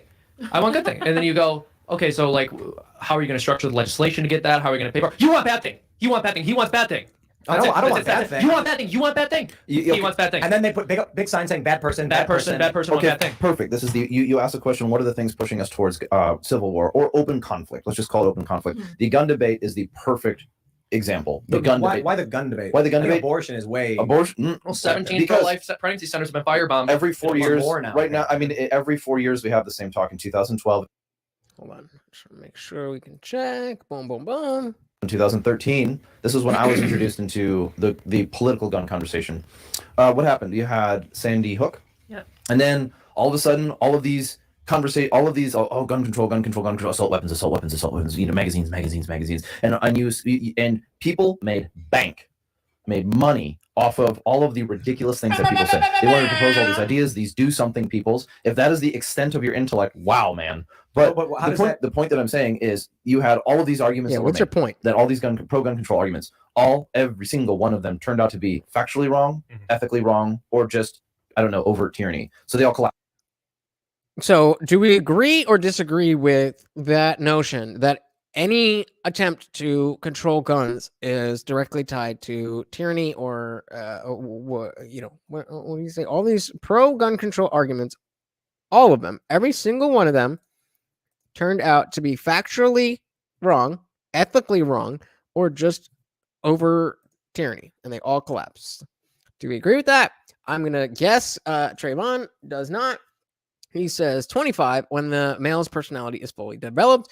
But I hope that you would agree that even though that is absolutely the case, that raising the legal age for really anything to 25 is just not reasonable, because we need people who are actual adults, even if they're not fully formed adults. They are adults. They are not children, and they need to be able to operate in the world. Period. I think raising the age of anything to 25 is silly at this point. I mean, you at least have to take a stop at 21 and see if that does anything first before we see if we need to go all the way 25. And then 4 years later, we had Parkland shooting. What happened to those old arguments? It came out of the dust. Same exact arguments. Same exact arguments. You could carbon copy them. But I don't think that is a contributing. I believe that's a contributing because the people on. So just real quick, those who are Tim haters, please notice how he's played devil's advocate the entire time we've been watching this. Fair enough, Trayvon. He says I aim high because I know what I'm dealing with. Fair enough.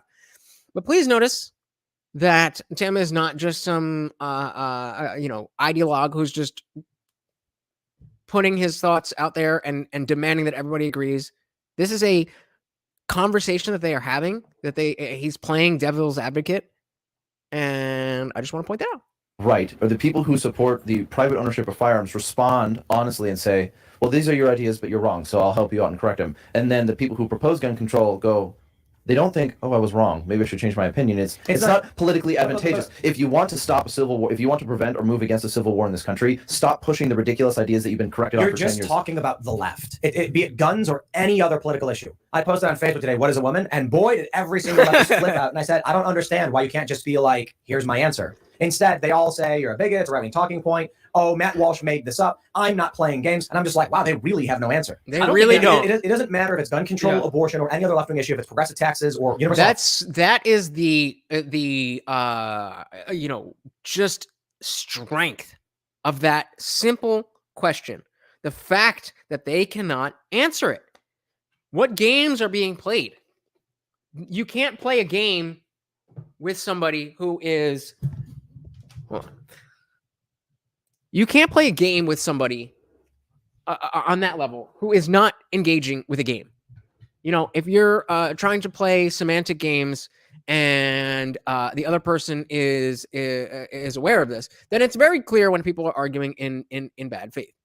The notion of all the things Tim just said about his friends on Facebook who were questioning him for posting that it's a right-wing talking point. Well, it's become a right-wing talking point because of its effectiveness. If there was an easy answer that the left could give, then it would be a silly question because the answer would be obvious. But it's a brilliant question given the political landscape because of the fact that the answer is not there. So we'll keep this running. I'm going to keep a close eye on the fights. We ain't missing a second of that. But yeah, I mean, Trevor, if you've got more questions, more specific questions, please. Healthcare, they won't answer the questions, nor will they do any real research. And let me throw it to another example. Of course, we can talk about abortion when we can get sophists from the left who are like, oh, it's the woman's choice. Give me your answer, your morality. They won't do it. Let's talk about the Green New Deal. Here's the Green New Deal as it's pitched. We need to invest in infrastructure that will make us energy independent, getting off of fossil fuels so that we're not reliant on Saudi Arabia or Russia or Canada. And we can do that with wind, with tidal energy, with geothermal. What about nuclear? Well, the Green New Deal didn't say that. And then we say, okay, I love the sound of that. That sounds really great, actually. I love the idea of energy independence. We don't want to be dependent on Saudi Arabia. What's your proposal? And they bring to a resolution that says free college for marginalized people, free healthcare for marginalized people. And when I asked this progressive on the show, what does that have to do with wind turbines? He says, well, it's because they're the people who are first affected by climate change. What are you talking about? There are more poor white people in the United States than minority poor people. So if you're talking about poverty, what? Tell me how you're going to build wind turbines on the conversation. But even when it comes to things that are considered left that I like, they immediately just change the argument to something totally nonsensical. And then here I am, as AOC is she wins her primary, talks about the Green New Deal. I made a video, I'm like, I love the idea. Let's start rebuilding our infrastructure, our bridges, our streets. Let's focus on how to alleviate ourselves from this dependence on foreign oil. We can do that with green energy in this country. And then she's like, I'm proposing the Green New Deal resolution. And it's like free college for marginalized people. And I'm like, what? So again, the notion there that Tim is some right-wing ideologue just pushing narratives. Okay. There's people who do that. And there's people who are good at that. There's people in the past who have convinced me doing that they are legitimate people. So I will never shoot down the notion that, hey, somebody that I trust is spouting bullshit and is not being genuine. Separate from they are wrong. Those are two different things. If you think Tim is wrong on this, we can have that conversation. But if you think that this is the sophistry that he's talking about, this is just pandering to the right wing, this is grifting, then I need to hear your reasoning and breaking down what he said and how it fits into that narrative. So we will revisit that, and then yeah. We are going on to Kevin Holland, always fight of the night, and I'm just excited to know. I'm excited to know what he's going to say, like what he's going to say to Tim, right? Tim means he's fighting. Yeah, this is crazy. And then what'd you say? Holland's about to smoke this fool. I'm watching this. You know, Kyle? Who's Kyle? Kyle. Who's Kyle? And he figures out all he can handle against a fighter like Tim Means. Let's do it! What are the odds on this? I kind of.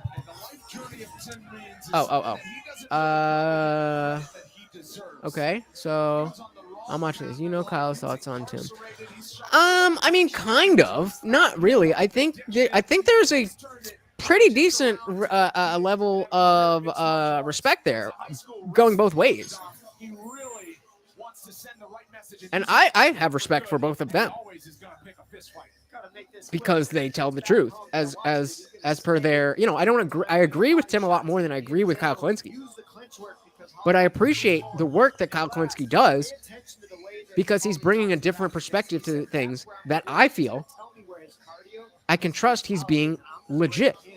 Now he may be wrong, but he's not being disingenuous. He's not acting in bad faith. And it's sad that that's the bar. But it is. But yeah, Trayvon, after this fight, that's I'm gonna you know, we'll go straight there because I don't know if we have another 15-minute break. We'll come back to that video. One day you might wake up and think, time for a change. When your friend asks, Want to try this place? and you say, Oh, "You know what? Let's try Jesus. this place instead." Should we hop in? Lucky floor here. Or should we wait? When you Let's realize wait. you've never seen a Let's Broadway wait and do the secular talk video as its own thing. I want to make sure Trayvon gets his due. I promised him we would talk about this, and I want to. That is a big part of what the Indian Jesus is here to do, is to build community with you guys, to hear what you have to say, to have the conversations that you want to have. So let's see. We got, woo! A 6-inch reach difference on Kevin Holland's side. An inch taller and 9 years younger. Am I not live? Oh, shit. You guys got to tell me. If I'm talking about the tail of the tape and the fight's already started, be like, hey, you're behind. Hit live. So I'm at 430, 29, 28, 27, 26, 425 of the first round. But now you see Tim get in on a double leg. He said that is something that he has worked on and been smarter with in his last few fights. That's why he's been so successful. Now, Holland used to struggle mightily. Why are we booing already? Oh, we're just all for Kevin Holland. Oh, nice little. I do think Tim Means is gonna pull this out. I think Holland is just a little bit. Well, I mean, it depends on how he fights. He does look cut. He looks quicker than Means though, and that's where the diet and he looks very fast. Yeah. And Tim Means is old, right? That was on the tail of the tape where I realized. And he's always still wanting to evolve. He's not just going to rely. Ooh, swanging for the fences. Please don't bark at anything, Morty. Rounded out the skill set and started liking the grappling, the wrestling, everything that mixes it. This really could go either way. Holland blitzes forward, fires a knee up top. His length can be such a problem in this division. And for the personality that Kevin Holland is, you talked to Bob Perez, who's in his corner now. This is the second fight they've been working together. He is as coachable as it gets. He is as hard of. Ooh, nice little knee there. And Tim, nicely done, bringing it into a takedown. He ate the knee, but he brought it. He made something out of it. Dr. Virginia says when Holland goes to attack, Means closes the distance hard. Great tactic, absolutely. Oh! Hey! Nice wrestling defense. Nice wrestling defense. Let's go. We in there. This is me on the edge of my seat. They can do things that don't come natural to him. Take away the speed advantage, grab a hold of him. Absolutely.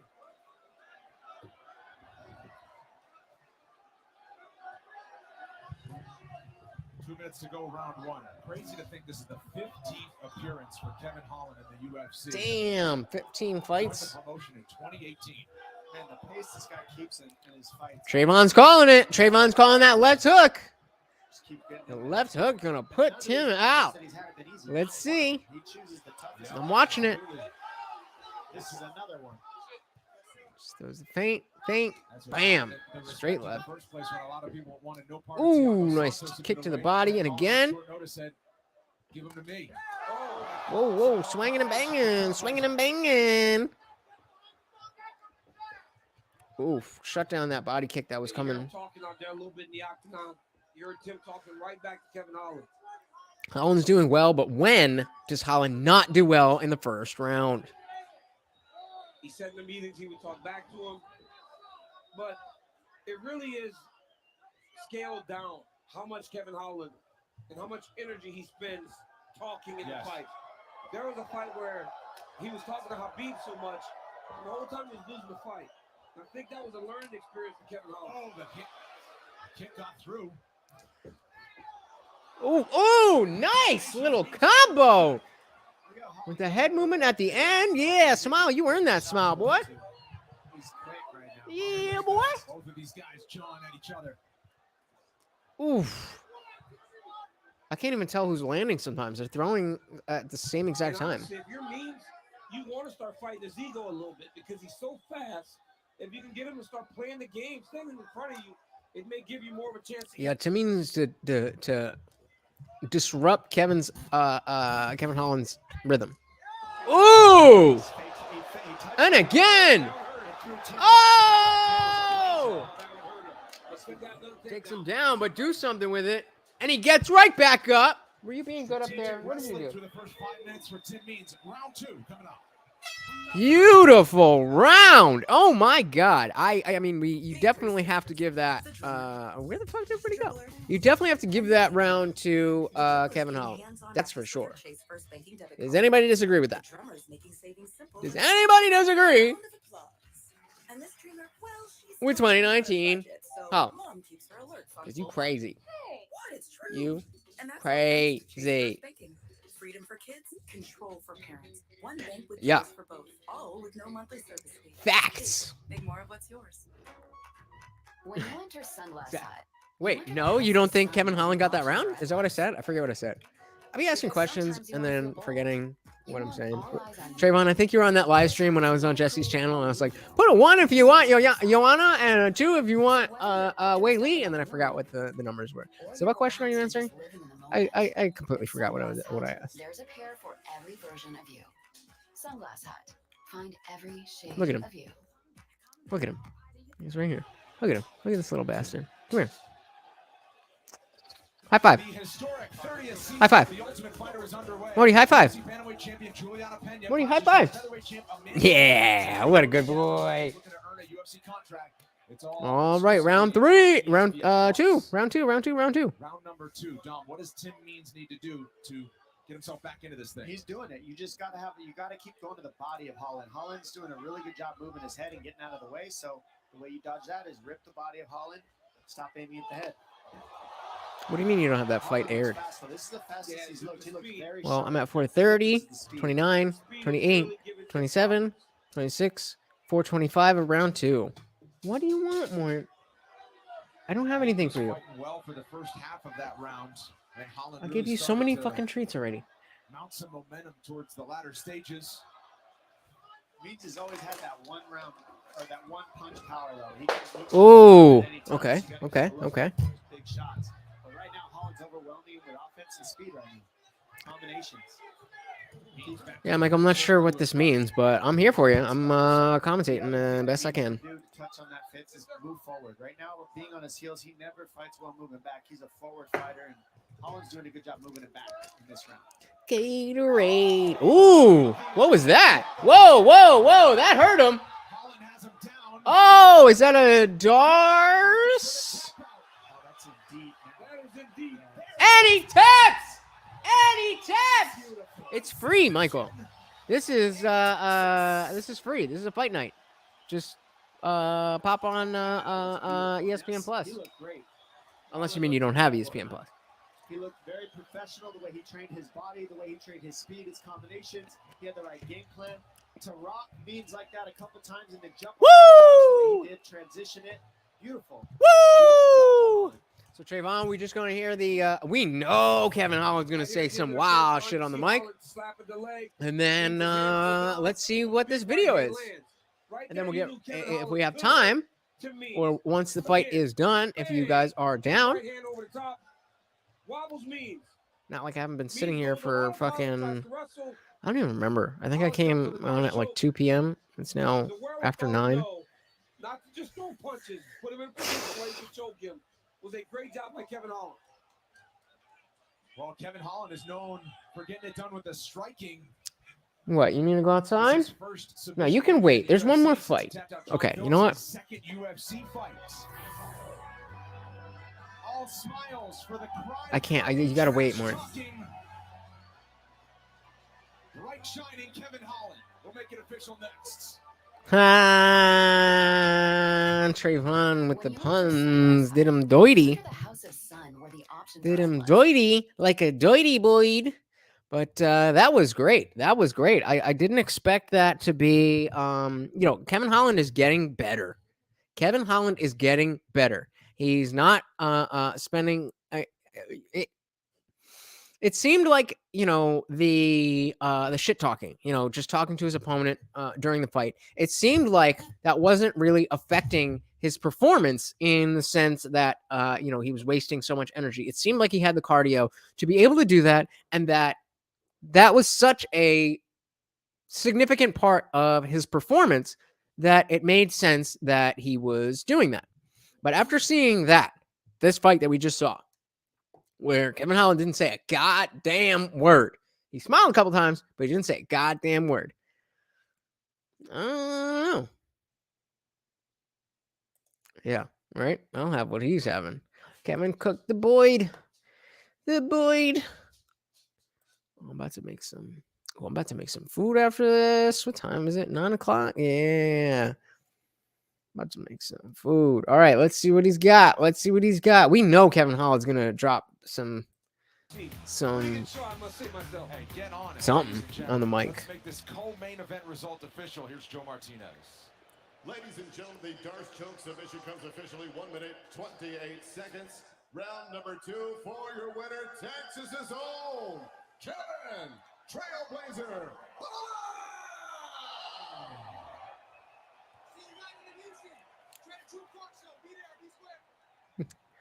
What did he say? After party, be here, be square. All right, that was a Darce. Nice.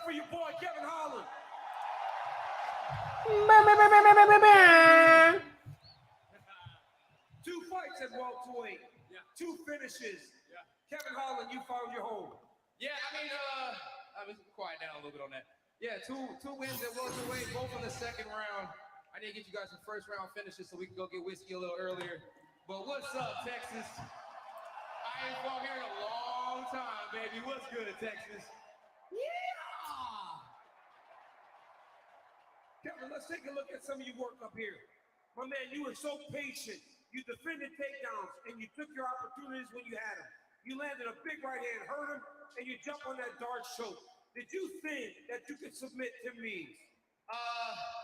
Honestly, guys, I'm not trying to be cocky here, but I think I can submit anybody in the world, to be honest. I can submit anybody in the world. 2 days notice when I was like 17, 20. If I didn't think I could submit you guys. I'm a black belt underneath Travis Luter, BJJ. I represent. Gang, gang. Represent Travis Luter, black belt. In the calendar year, you took a break doing things outside of the octagon. Is the schedule going to pick up again? Actually, you don't have to I hear Sean Brady really needs an opponent, so I'm down for that. I hear he wants to fight in August, but I was thinking September.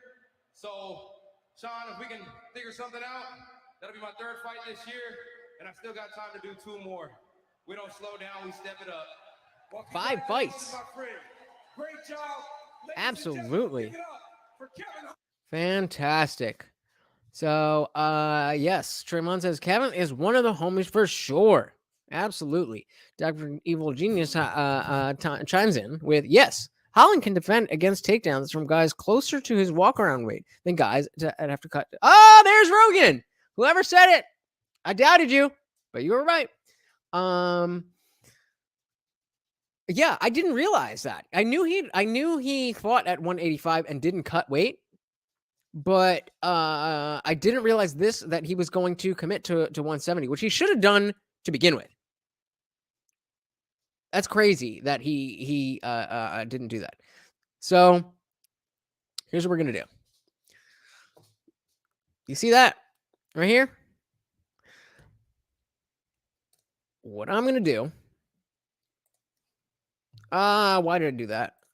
Hold on. Give me a sec here. We're gonna do that. We're gonna do that. And what I'm gonna do is just I gotta take this dog out, and I don't want to take a break after the fights because I would like to continue the conversation. So let's just let this play out. Then, as soon as I get back, Trayvon, it's your time, brother. It is your time. That's nothing to do with what we talked about. But you know what the problem is? People on the left overwhelmingly just said, whatever you say, AOC. You want to make college useless, make it free. Well, here's the thing. I got bad news for you. Yeah, it's really expensive and it's useless. The GI Bill paid for mine.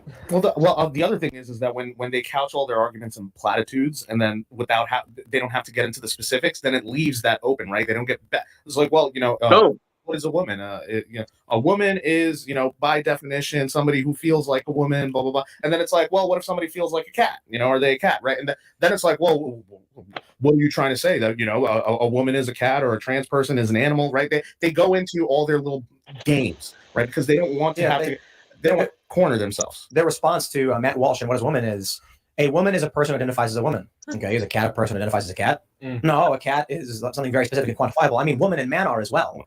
But they're just making weird semantic arguments. Now, I'll say this. The reason why Matt Walsh's question was so effective is that it's an apolitical question. The average person who's not involved in politics would not understand the deeper political meaning behind it.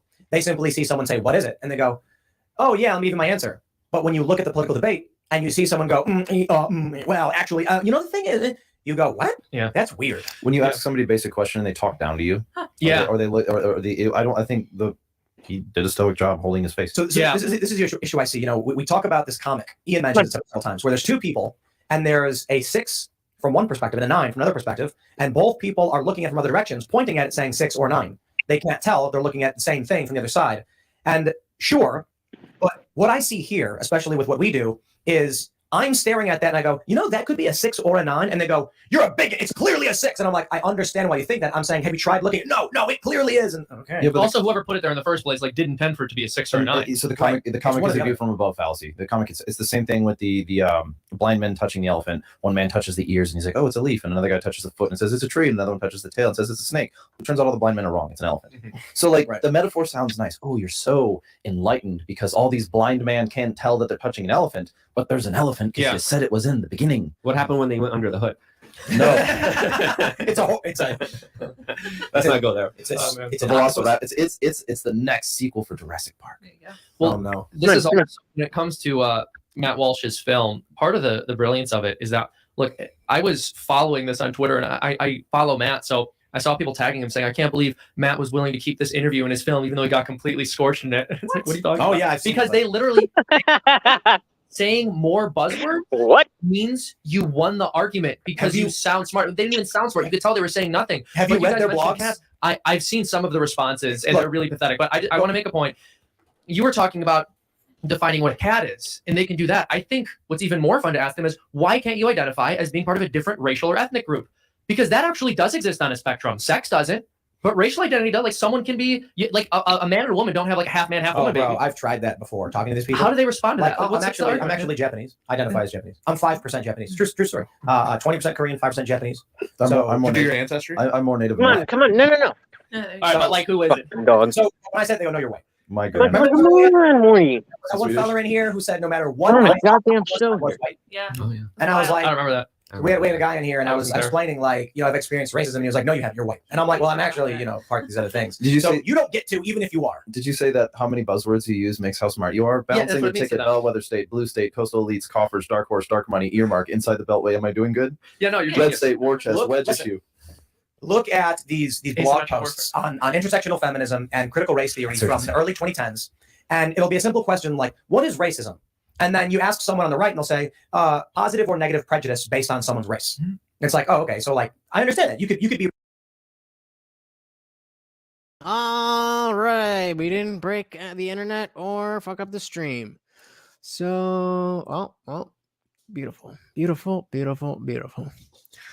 So now, as promised, Trayvon, drop a comment. Let me know you are still here.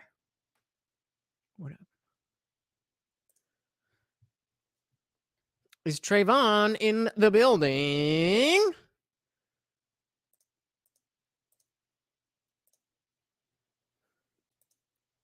Oh, Trayvon.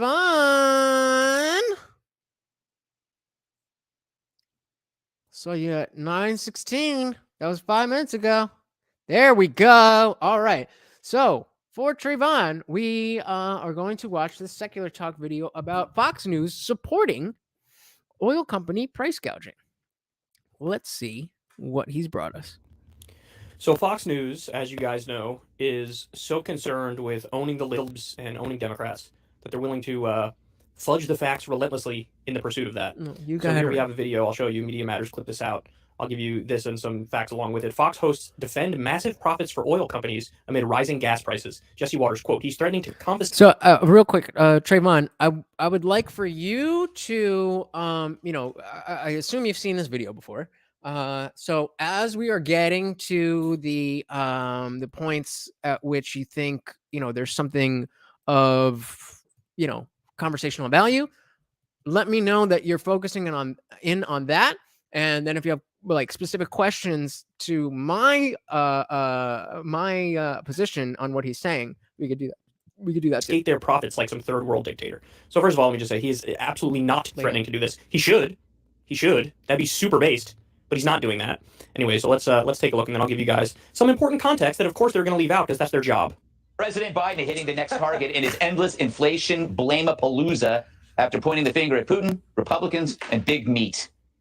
Biden is also going after big oil by sending a strongly worded letter to the heads of 7 oil companies. Oh, boy. So wait a second. Is he going after oil companies, or is he just a weak little bitch and he's not going after them because he's sending a strongly worded letter, which is tantamount to doing nothing? So which is it? We already have a massive contradiction. You can't say, well, now he's unfairly going after the oil companies, but also in the same breath say, LOL, tee, he's just sending a strongly worded letter, which is akin to doing absolutely nothing. So we already I agree with everything Kyle's saying so far. We have a contradiction, and we're 17 seconds in. Threatening to use emergency powers if they don't boost supply after bashing them for turning a profit. Comes as gas prices nationwide have officially topped $5 per gallon. Oh my God. Do you remember $3 gallons of gas? I can slow it down. Damn, that I thought I had it on 1.5. You motherfuckers need this shit slow. But do you remember, just to show you, I'll run it back a little bit. But this is how fast I know I did it before, but I don't think you were here. This is what I usually watch this stuff at. Emergency powers if they don't boost supply after bashing them for turning a profit. Comes as gas prices nationwide have officially topped. But since y'all brains don't be moving like that, moving on. $5 per gallon with no relief in sight. Leave it. And okay. Boosting it, or what did he say? Did he say the word bashing them for turning a profit? Let's run that back. I just want to turning a profit. Comes as gas prices and oil companies. Oh boy. Threatening to use emergency powers if they don't boost supply after bashing them for turning a profit.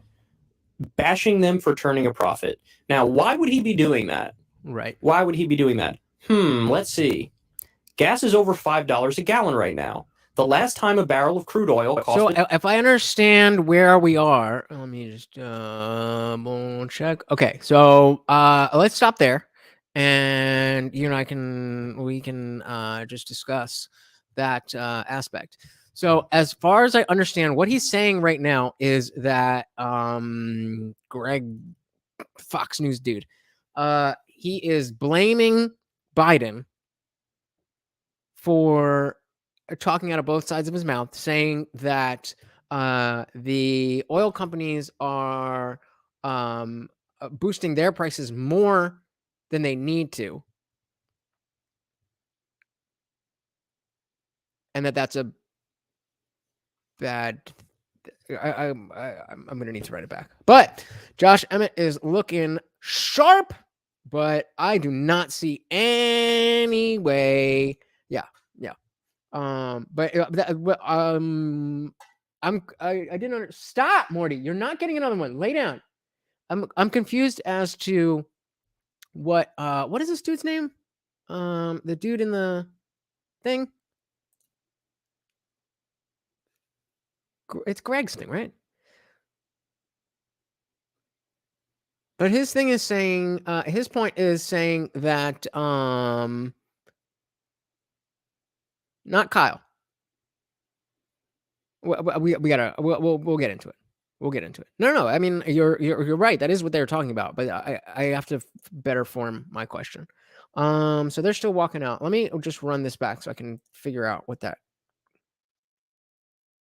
I want to understand the question that I'm asking, and I am watching closely. Oil companies, oh boy, threatening to use emergency powers if they don't boost supply after bashing them for turning a profit.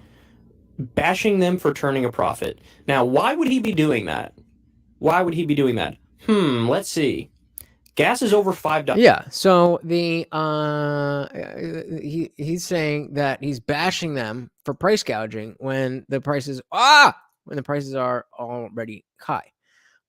So yeah, I mean, I don't disagree anything so far. We're only 2 minutes in, of course, but MK is back in the building. Crazy good cards. Hope y'all are enjoying these KOs. We definitely are. I know I am, because not only are we getting awesome fights and awesome KOs, but plenty of time for me to show you guys exactly how the Indian Jesus will resurrect the second coming of common sense. Long road to the UFC DC, but he knew to the UFC DC, but he knew that he was ready to All right. when he broke into the octagon, and now. So who do we got? I mean, I don't see any way that Calvin Kattar loses his fight. I feel like this is officially, or as unofficial as official, or as official as unofficial gets, that this is Josh Emmett's send-off. He also prides himself on always showing up. He is as New England goes. He shows up, makes the weight, he fights. He believes that he can dishearten Josh Emmett by just picking him apart from the outside. I'm starring this. We'll come back to it when we talk about it. Now, Calvin Kattar has seen it. He has almost done it all, but he needs to get over this hurdle right now. We didn't get the tail of the tape yet, right? I just, after seeing what he, even though he got pieced up by Max, before that, we'd never seen anything like that. And so it just seems like we need to see, like he would have, I don't know, Josh Emmett is good. He's a solid fighter, but he's older. He's an old guard in the sense that he's not necessarily, he's going to have a more singular base and build off of that, as opposed to being a more well-rounded mixed martial artist. Not saying he's not well-rounded, but comparatively, Calvin Kattar is of the generation where, you know, that, okay, so yeah, they're 3 years apart. Wow, okay. Josh Emmett, 7th ranked, 3 years older than Bethuen's own Calvin Kattar. Kattar holds the height advantage, standing 5 feet 11 inches. So we got 4.5 inches of height, but only 2 inches of reach. And I mean, Josh Emmett is no slouch. Josh Emmett is no slouch. He can definitely hold his own, but just after seeing that Holloway fight, it just makes me feel like, oh, like Holloway can do that, but that's Holloway. I don't see how, you know, what is he ranked? 7? When's the last time he's been in the top 5, if ever? You know? Coinbase, stop reminding me how terrible all of the prices are. Oh, Ethereum's up 10%, still under $1,000. Bitcoin's up 6.6%, and it's at 18.8 in the last 4 hours. Good. Keep Keep checking. I'm trying to. If I can get some Bitcoin at 15,000, I'll be happy. Trayvon says no dog fights. Calvin gets the job done, except with Max. I can see him getting cocky and getting clipped by Emmett. I could see that too. But I think after being in that Holloway fight, that is less likely.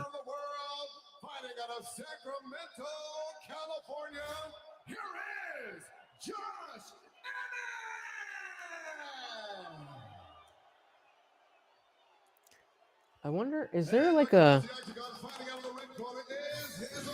this is what I'm giving Morty, the pedigree dentist sticks, but like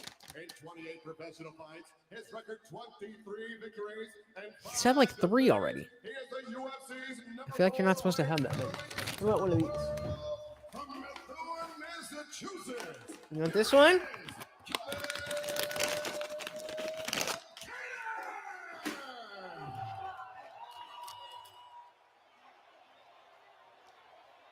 He chose the tennis stick. Where the fuck did everybody go? Where's the main event? Where the hell did everybody go? All right.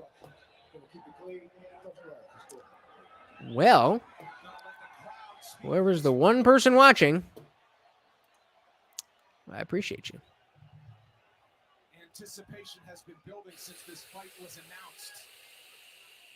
The highlight reels each of these gentlemen has, impressive. They want to add to it in Texas. This fight clock is brought to you by Toyo Tires, the official tire of UFC. There we go.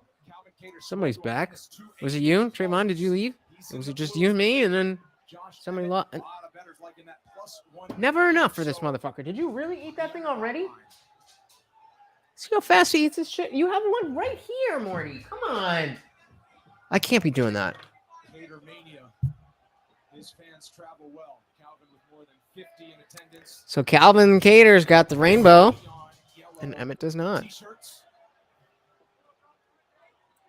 His sister Kylie, who he's so close with, moved down to Austin recently, just had a baby. So second home for the Cater family is right here in Austin. Interesting. Dr. Evil Genius says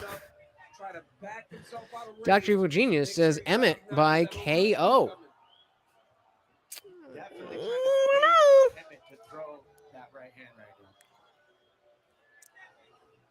Go get your bone.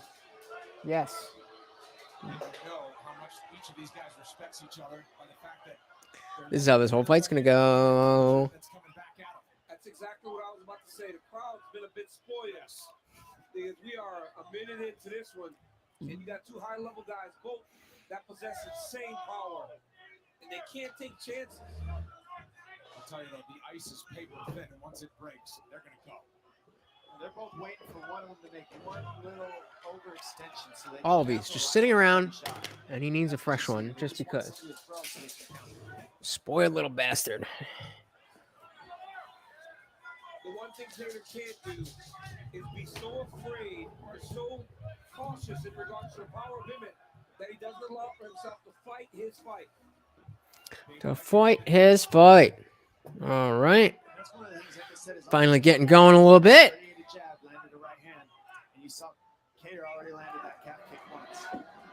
Whoa, whoa, whoa, whoa, whoa, whoa, whoa, whoa, whoa.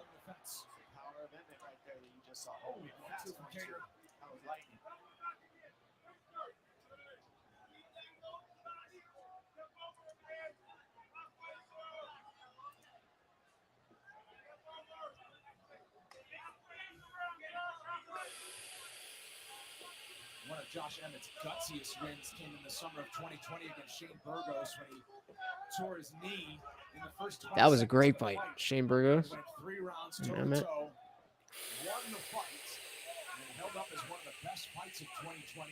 Brought in Shane Burgos, oddly enough, in anticipation of this fight, who fought Cater before, big, long, rangy featherweight. Seems impossible. Like Dom said, when your knee goes, it's like you're on skate. You're Nice little leg kick there. Pretty even so far. And this kid fought for 15 minutes. I mean, I think Emmett's actually. I think Emmett's taking edging it out a little bit in this round. Charles Jourdain coming up in July in Long Island. This featherweight division is absolutely loaded. Dean Thomas has been with us all night. What do you got? The one thing I'm noticing Cater's doing right now is he's getting a little bit lower. He's putting himself in the shell so that Emmett can't come over the top with that right hand. Notice how his legs are bent, his stance is a little bit lower. That's to keep Emmett from coming over the top with that right hand.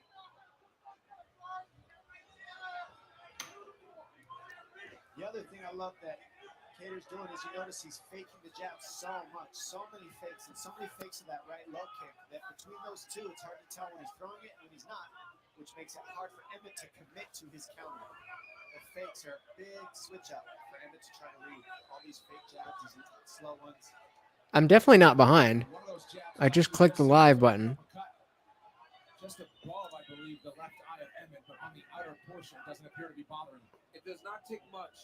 You know, you're fighting some of the most skilled martial artists in the world, and they are so accurate with their attacks that when they land, for the most part, they land where they intend them to go.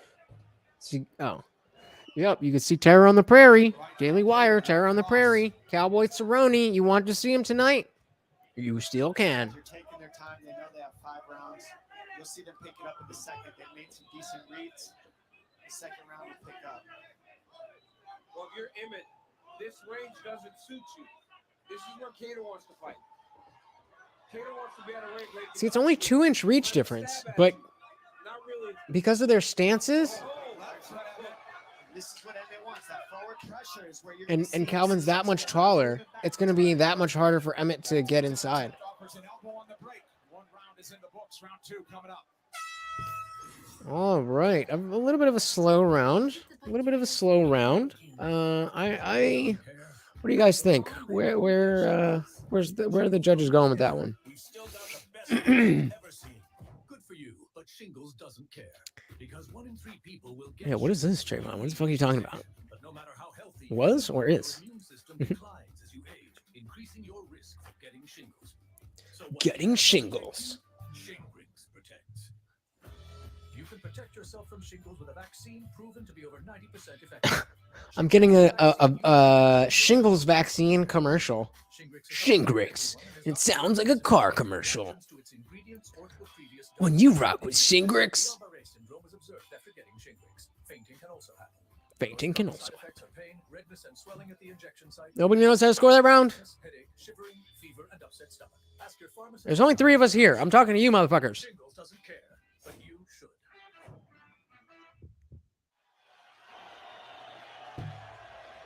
Round 2 coming between Josh Emmett and Calvin Cater. All right, round 2.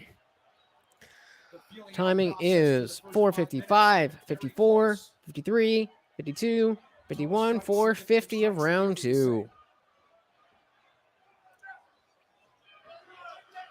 Josh Emmett had a big land late in the round before shooting for a Cater, you talking about, Trayvon?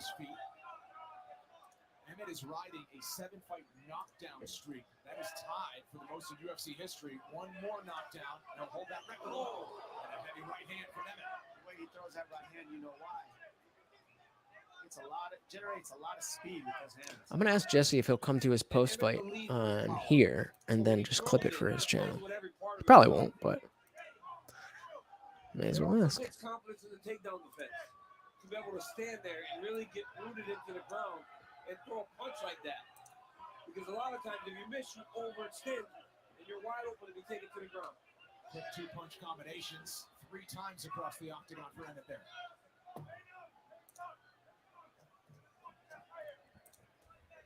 Front kick off the chin for Cater. Those up kicks look like they're coming from around and they come right up the middle. They're tricky.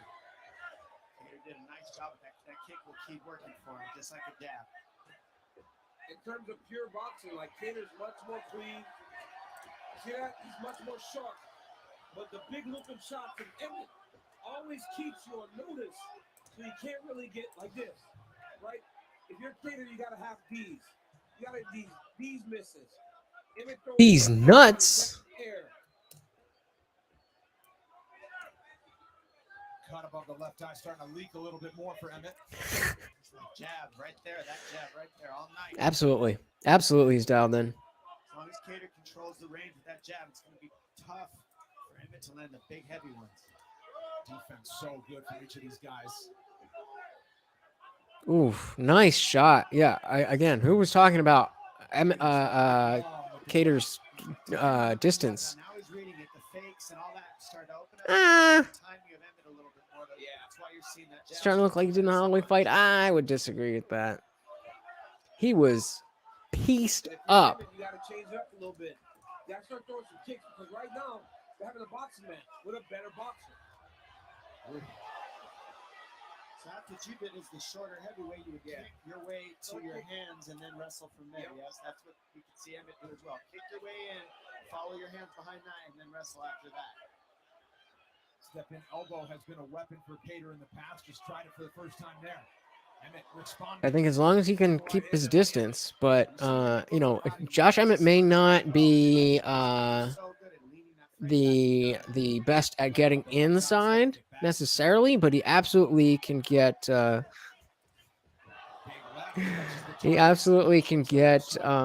know, enough work done. I mean,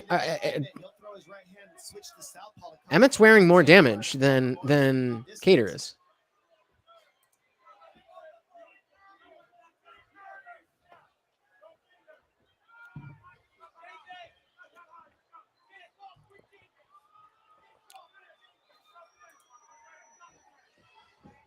Nice head movement by Emmett there.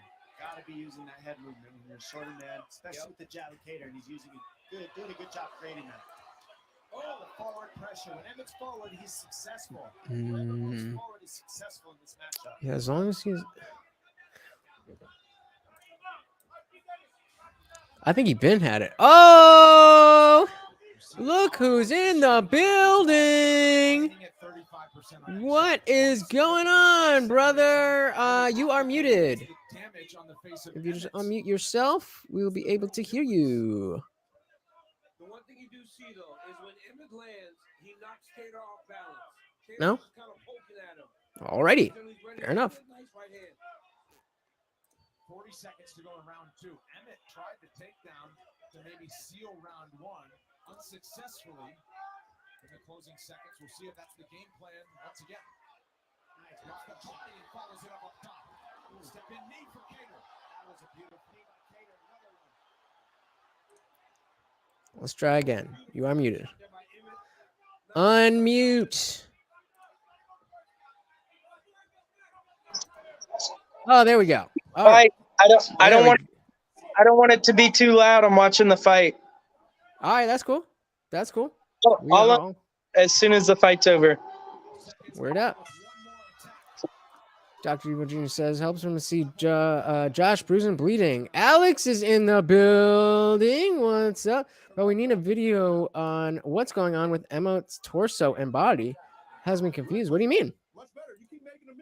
I said he looks like a goblin. He always looks like that. Dr. Evil Genius has it tied going into the third.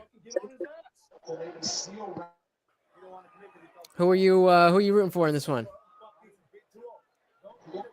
Cater all day. Hell yeah. Me too. I just feel like after that Holloway fight, it's going to take a Holloway level performance to put him away. And well, I mean, especially since Holloway didn't put him away. And Emmett's only a few years older, but he has had like so many more wars.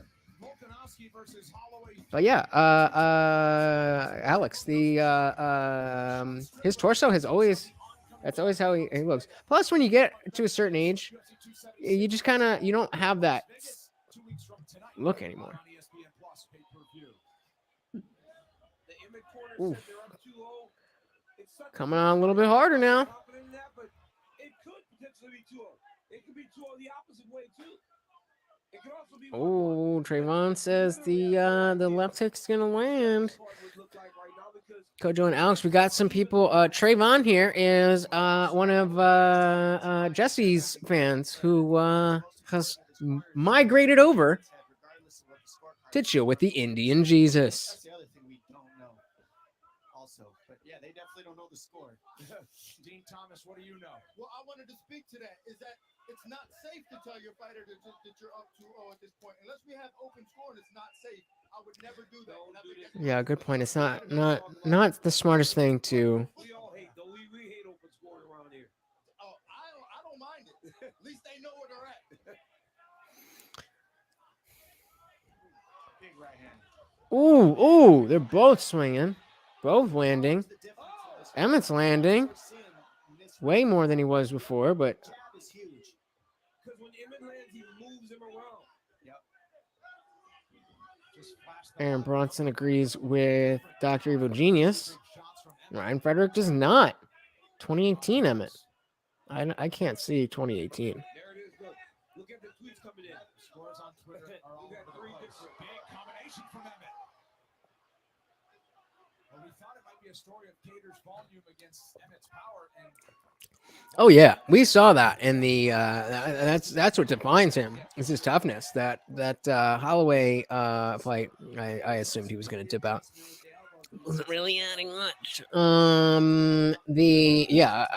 mean, tough as hell. Like that's just yeah. a chance for Calvin Cater from the crowd.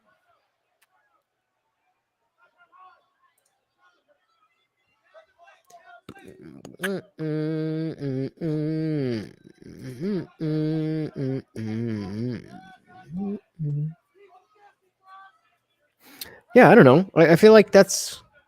Do you guys see anything weird about Josh Emmett's torso? I mean, he looks kind of weird, but he's always looked like that. And he's back. Trying to get my buds to start working. They're not working. Can you hear me? Yeah, I can hear you, not through my earbuds, but my phone. I'm trying to get them to connect, but they won't. Oh yeah, that. Wait, Jesse's there? Oh, I didn't know that. Yeah, a bunch of people are there. What's her name? Marlene, Melissa. Yeah, I know who you're talking about. What is her name? That's bothering me now. Melissa Marlene. Yeah. Interesting. Were you watching the fight? Awesome. This is pissing me off, dude.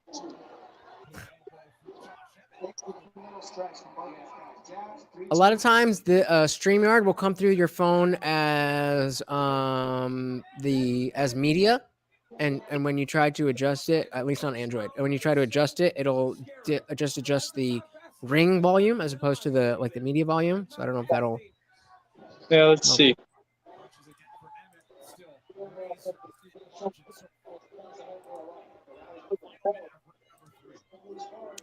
Say something. Nope. Say something. Alex is telling you to connect to Bluetooth. It sounds like he's being a dick about it.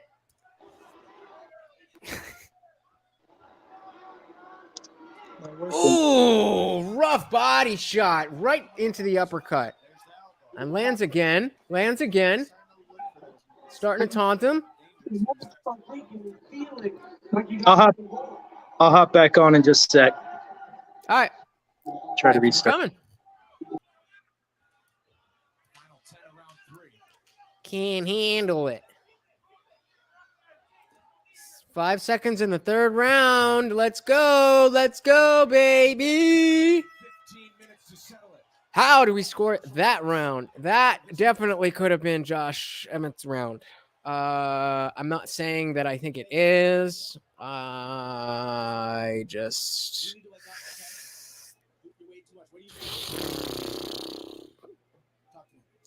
What do you mean? Why is this only 3? Only 3 what? It's 5 rounds. It's the main event. The main event. We still got 2 rounds left, baby. Okay? But when you're coming in, you're level changing, and he's level changing, then you can go, right? You just gotta go. You fucking get pump his ass if you see it. Don't fucking force him if you see it. Did he just say punk his ass? Punk his ass. Yeah, that's a tough one.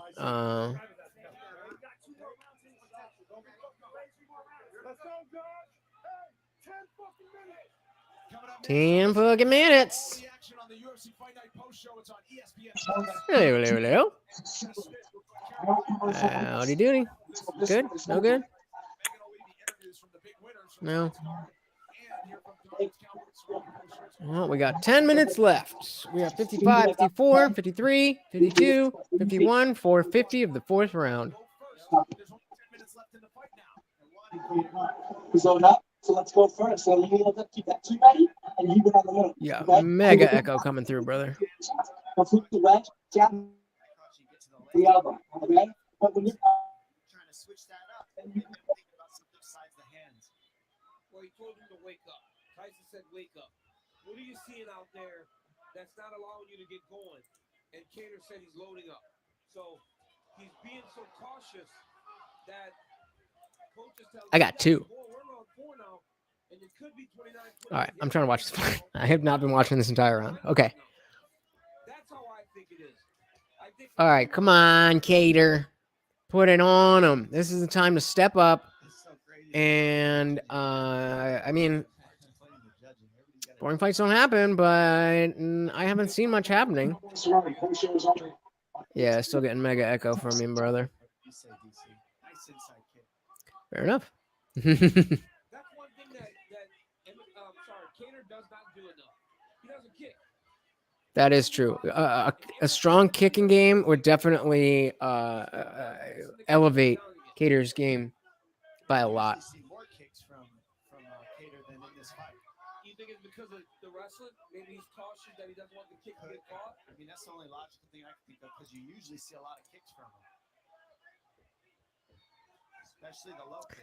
Yeah, I think like some body kicks, some leg kicks, that would definitely turn him up. But again, Alex, like, you know, this isn't necessarily a bad fight, but he's being taken to task, you know? It's he's not having an easy time.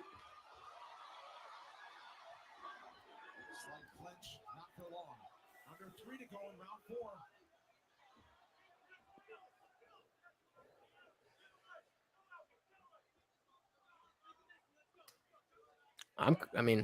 I'm kind of bored. But again, we have been spoiled by 7 first-round finishes on this card.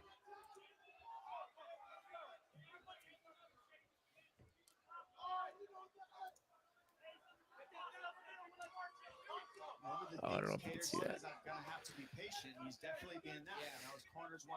Gojo, I don't know if you're frozen or if you can see it, but that comment's for you, apparently. Move that forward pressure, keep the combos going. We'll see if he comes back. See, how are they booing? Cater responds, Emmett with a right. Those body shots to Josh Emmett are paying dividends. It's that investment. It may not show right now, but as we get longer into the fight, see Calvin Cater start to really Now Calvin Cater looks a lot like he did in the Holloway fight. Did you see the Kojo? Did you see the comment up I put up for you? Apparently, this is for you. That elbow landed. Right into a spinning elbow. I mean, that elbow landed. Not a combo you see very often.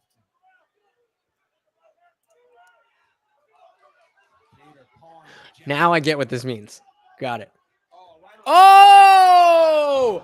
He was right about to throw that elbow, and he fucking Cater hit him on the button.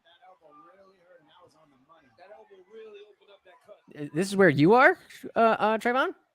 You're way behind. I just hit 1 minute. So I'll try not to spoil it for you, but maybe you want to hit that live button and make sure you are caught up. Round 4 has been big for Cater, as the significant strikes tell you. Oh, yeah, that was a weak looking takedown. Yeah, you're a couple, you're like 10 seconds behind. So I'll give it. If there's something crazy, then I'll try my best to not spoil it for you guys. I'm like Dr. Evil Genius. We'll all be on panel, and I'm like, yo, I'm like 10 seconds behind you. And be like, oh my god, he beat him up. He punched him right. It's like, bro, I'm trying to watch it. See, I got love for y'all. I got love for y'all. Got you. Ooh, Emmett's taking it on. There we go. There we go. There we go. Good end to the fourth round. Good end to the fourth round. So at this point, I feel like I've got it. That elbow is tough. I still kind of. I was going to say I was going to give that round to Emmett, but I think it might be 3-2. Cater. I don't know. What do you guys think? What do you guys think? So look for that elbows, look for that spinning shit, all the up kicks. Coach, I'm just gonna go off cam for a sec, but I'm still right here, so don't freak out. Oh shit! No! All right. I'm reporting you. You saw nothing. You saw nothing. Nice. Yeah, I thought so too. Fourth round for him. Okay, I got pee.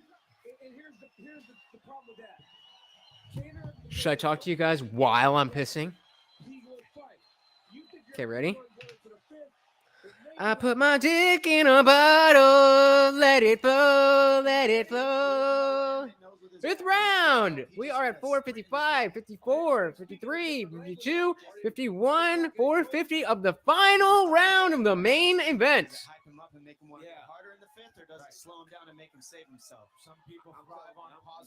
Oh shit!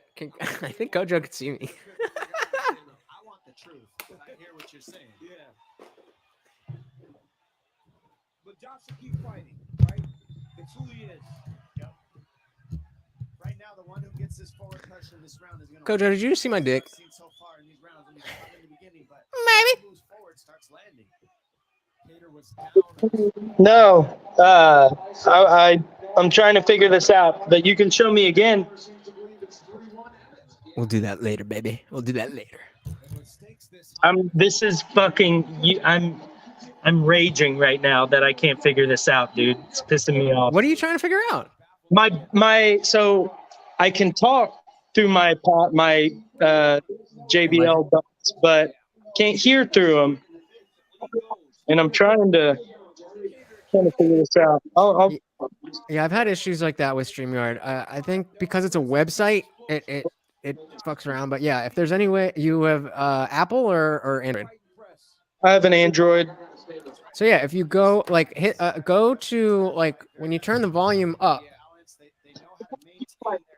Yeah, I've got my media all of my volume. Yeah. As high up as it can go. I tried and Pandora connected. I'm wondering if it's just StreamYard. Dude, this is fucking pissing me off. Alex has a smart idea here.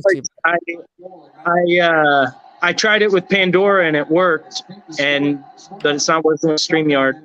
Hold on, I have an app. Got an app for that. Let me check that out. There's an app for that. Yeah, that's frustrating. And that's why I fucking hate, as an Android person, I bought this phone for utility. There was always an aux/headphone jack. In 22, they finally got rid of it. Like, god damn it. Now, of course, I have Bluetooth headphones, which work perfectly fine, but that's not the point. That is not the point. They're still going hard. I mean, they're they started slow, but they're still maybe I don't know, Alex. I'm we're all just fucking figuring this shit out. But yeah, they didn't start too strong, and then they kind of picked up, and then since they picked up, they haven't let up. Cater's quick, bro. Over the course of 23 minutes.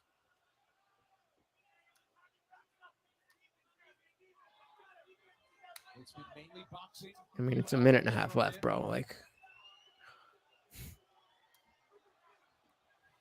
0 for 4 on takedown attempts. we about to get into some politics shit anyway. To get things to the mat. Oh, wrong banner. If you use a lot of energy trying to take down Cater, he's going to piece you up after you're done with that takedown. So you got to be very smart when you choose to go for it. Throwing the looping rights there. Cater able to roll with it. 5, 4, 3, 2, 1 minute. Did he figure it out or not? Nope. I give up. All right. Well, it's 53 seconds. It's 50 seconds in the decision. Oh, look at the puppy. And then the post-fight speech. See if they're... Because the importance of the post-fight speech is hugely different depending on if it's Cater versus Emmett. Just turn this down so I'm not that guy. Appreciate you. 20 seconds. Oh, dude, I'm a minute behind you. I illegally. Well, so is Trayvon, so I'm gonna. But it's going to decision anyway, so. Yeah. 5, 4, 3, 2, and that's the game. Beautiful. They definitely would give me. Yeah, what happened to that, pal? What happened to that? That's funny because I forgot about that. Where is he? Left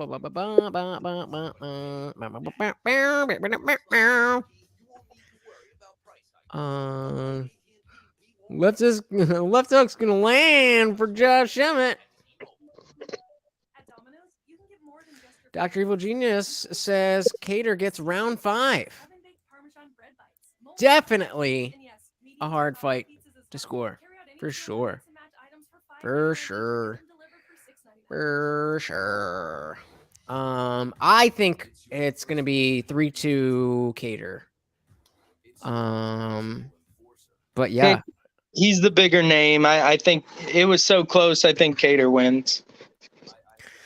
I definitely don't. I subscribe to the belief that the commission does not give a shit one way or the other. So, people who will say like it's not the same thing as boxing, where if you have a close fight, then and Mayweather's in the fight, and then it's obviously going to go to Mayweather because that's how boxing works.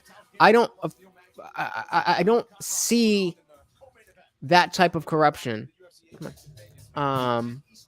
in MMA judging as much. I see a lot of mistakes and a lot of bullshit. Are you coming up here or not? Come, Morty, come here. That's my Morty. Yeah. What do you want? Look, you're gonna go get the bones and then just run away.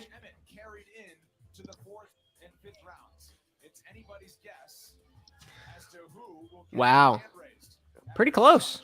11-12, 2019, 27-20. It's a very even fight.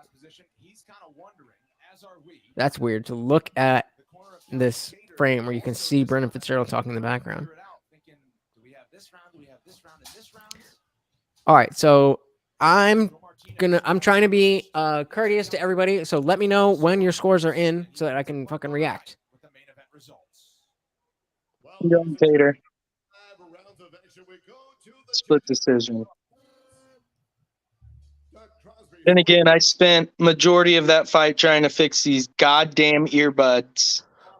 So I spent the majority of the fight trying to read comments, so I missed like 2 rounds. For your winner by split decision, Josh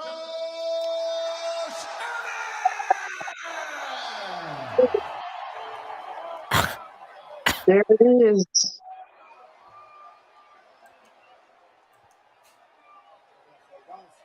The guy from Powder wins. Josh, did you think you had done enough to get the victory? Straight up. I am dropping the link. If you would like to come talk your shit or anything else, please, you are welcome to come up on the panel. The first thing we will be doing after all of this is going right back to Trayvon's video. But of course, we've got to do a little bit of post-fight. Give me my shot. Who plays Apex? Josh, you say you want to fight for the belt. You will be in the top 5 next weekend. Do you believe that this performance is enough to have Interesting. that title fight? I believe so. My phone's about to die, Lutch. I'm going to charge it and hop back on. The guys Got you. number 3 We'll be here. 2 and 3, they fought the top guys. They're phenomenal fighters. Holloway and Volkanovski are arguably some of the best. Trayvon, you should come up while we watch your video. Respect to them, but there needs some new blood. You don't even have to cam up. And I can get it done. Well, you've put together a great resume. Ladies and gentlemen, give it up for Josh Emmett. All right. Well, let's see. Are they going to go to Cater? Let's get Cater. There's Josh Emmett shooting No? his shot and calling for the title fight. That is, of course, after the business is settled 2 weeks from tonight between Alexander Volkanovski and Max Holloway. Next week, we're back at the Apex. But right now, be sure to head to ESPN Plus if you want more all UFC. right. So, Trayvon, let me know you still here.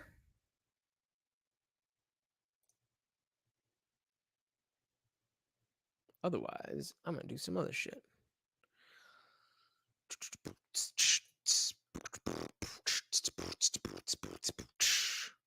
Where y'all at? Where y'all at?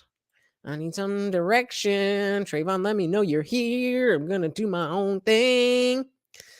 In the meantime, let's go back through the card. So I missed the did I miss the first? Oh no, I didn't miss it. So we started with Delice versus Dawkins. I thought that was going to be for Dawkins.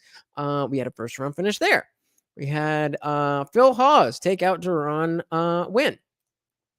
We also then we went to Eddie Wineland and Cody Stamen, another first round finish, I believe, right? Then we went to the decision with Maria Oliveira versus Gloria DePaula. And Ricardo, I don't know if it's Ramos versus Danny Chavez. Ricardo beat that one out. Jeremiah Wells got the first round finish on Court McGee. Talia Sylvia did work on Jasmine Vicious. Jazzy Vicious, as I'm calling her. The DCS bud. Who the fuck is the DCS bud? But now that I know you are here, let's get back into it. You're not coming up, Trayvon? $3 a gallon right now. The last time a barrel of crude oil cost this much was in July 2014. At that point, a gallon of gas only cost about $3.54. Let's be clear, oil companies don't need to be charging this much for gas. They're just doing it to make excess profits. That's exactly right, which is why it makes perfect sense to bash them for turning a profit. The problem is that that's all Biden is doing. You should do a windfall profits tax. You should go after them aggressively and use the force of law to make sure they can't do the price gouging that they're doing. Now, more on that later. Keep that thought in your mind. Okay. Price gouging by oil companies. More on that later. Now, notice, Fox is totally dodging that. They're not acknowledging that the oil companies are doing price gouging. They're obfuscating and they're deflecting, and they're solely blaming Biden. Now, Biden deserves a lot of blame for a lot of things. This is so. Trayvon, I don't disagree with what he's saying. Like, I'm not some champion of any corporate news, left or right. So if you're looking for me to defend Fox News, I'm just not that guy.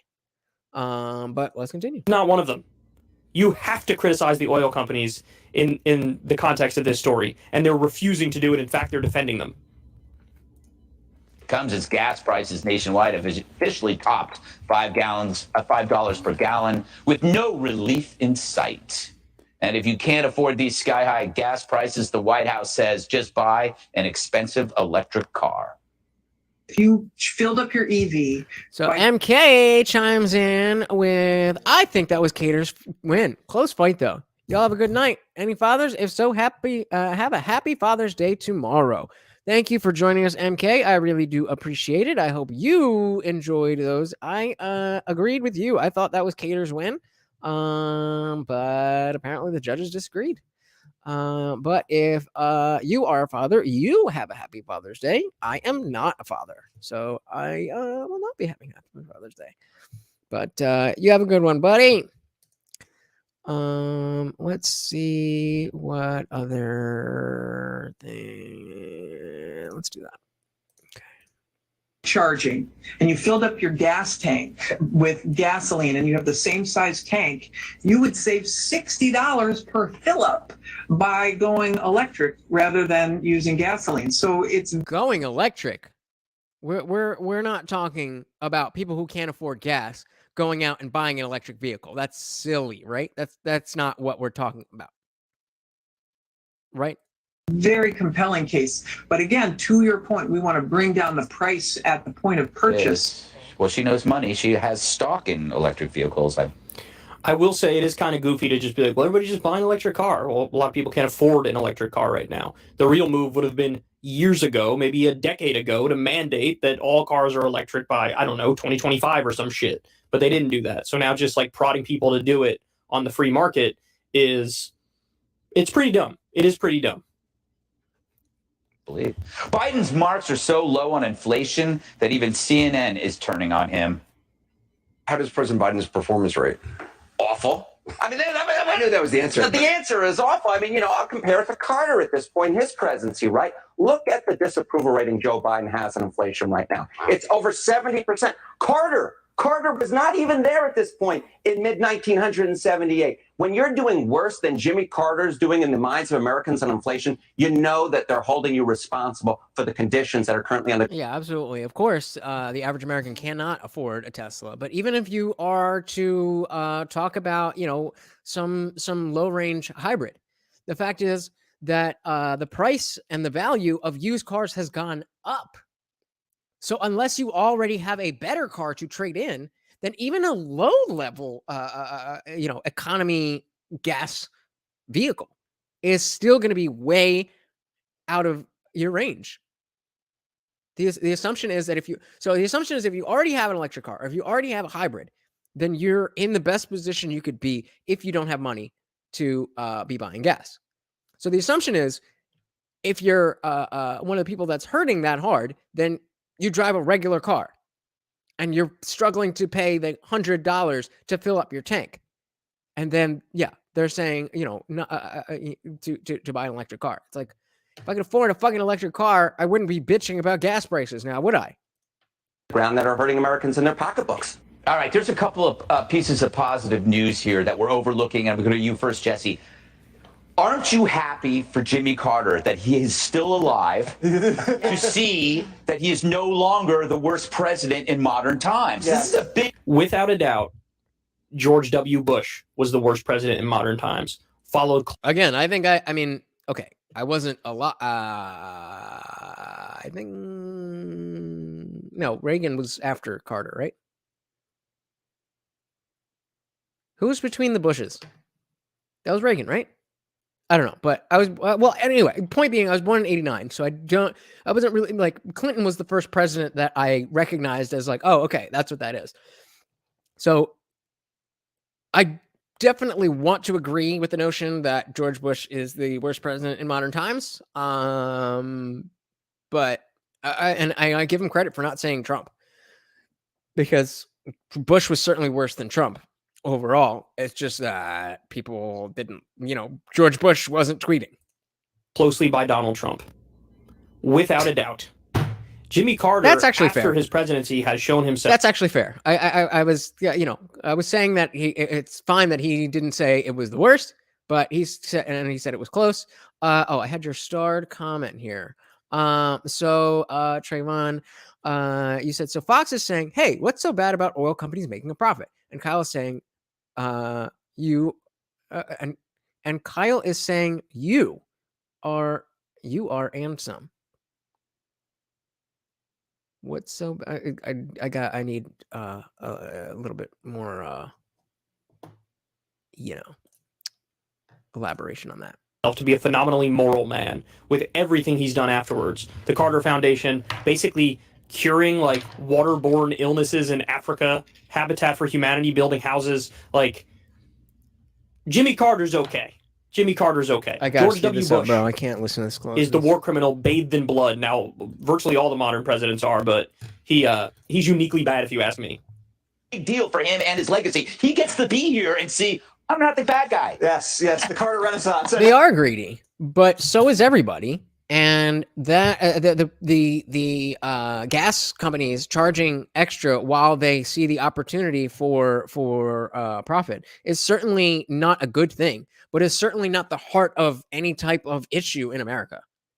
That's not the cause of any widespread issue.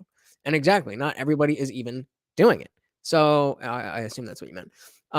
But yeah, so I mean, I agree, but it's like if you were running a gas station and the price of everything is going way up and you're suffering from inflation effects and everything, and you are in a unique position that what you do and what you sell is more valuable than based on the price, obviously more valuable than it was, then that's not what I said. I did not say greed isn't the cause of any of our problems. I said that's the instance of oil gas stations overcharging is not the root cause of any of our country's issues. Is it wrong? Is it greedy? Is it taking advantage of other people? Absolutely, but that's what the crony capitalism that we have. That's how it works to some extent in any area. And I'm not excusing that. I think the reason that it's so shitty is because of how the government has come in and allowed at least two tiers of businesses, and the top tier to be able to just get out there and do whatever they want, seemingly. Yeah, absolutely. That greed is the cause of problems there. But I can't say that this specific thing with the overcharging of gas, when the gas prices are, the gas prices are already high and they're just charging extra on top of that. That's not a root cause. So because people in power.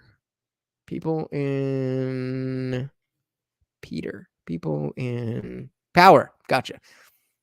People in power have no morals and only care about a dollar. Yeah, I agree with you. I agree with you. So maybe let me put this out there. Maybe I am waiting to see the part that I assumed that you sent this to me with the assumption that I would be stumped or that I would push back against something here. So I'm just waiting for what that is, because I agree with all of us so far. And I agree that Fox News, along with CNN, MSNBC, Washington Post, New York Times, all of them are bullshit because they're corporate funded news that is only about the money. I think that's in line with everything that I've ever said. I thought I'd ever see it in my entire life. Greg, humor me. Take a trip down memory lane, shall we? Yeah. Let's go back to 2020, when a barrel of oil was less expensive than a slice of pizza. Do you remember it went negative for a while? Gas for a couple months in that year. I think it was like less than $2 a gallon. And ExxonMobil had its worst year ever. They lost $22 billion with a B dollars. Things turned around. That was great. I remember. It was probably mid 2010s. And gas just went. It must have been 20. I'm pretty sure Trump was in office. Just saying.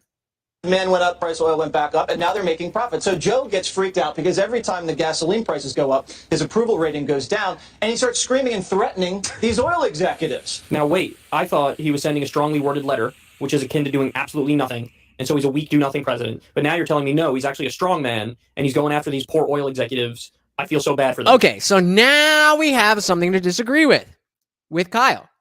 That is not what homeboy on Fox just said. So what does Trayvon say? I think it started with USA Today being called out for allowing their employees to spread BS. And I said, I'm glad they nipped that in the bud. Did they nip it in the bud, though, or did they just cover what was caught? I'm glad that they nipped that in the bud and then said, wish Fox would check their people, too. Yeah, I mean, again, to me, they are all in the same category.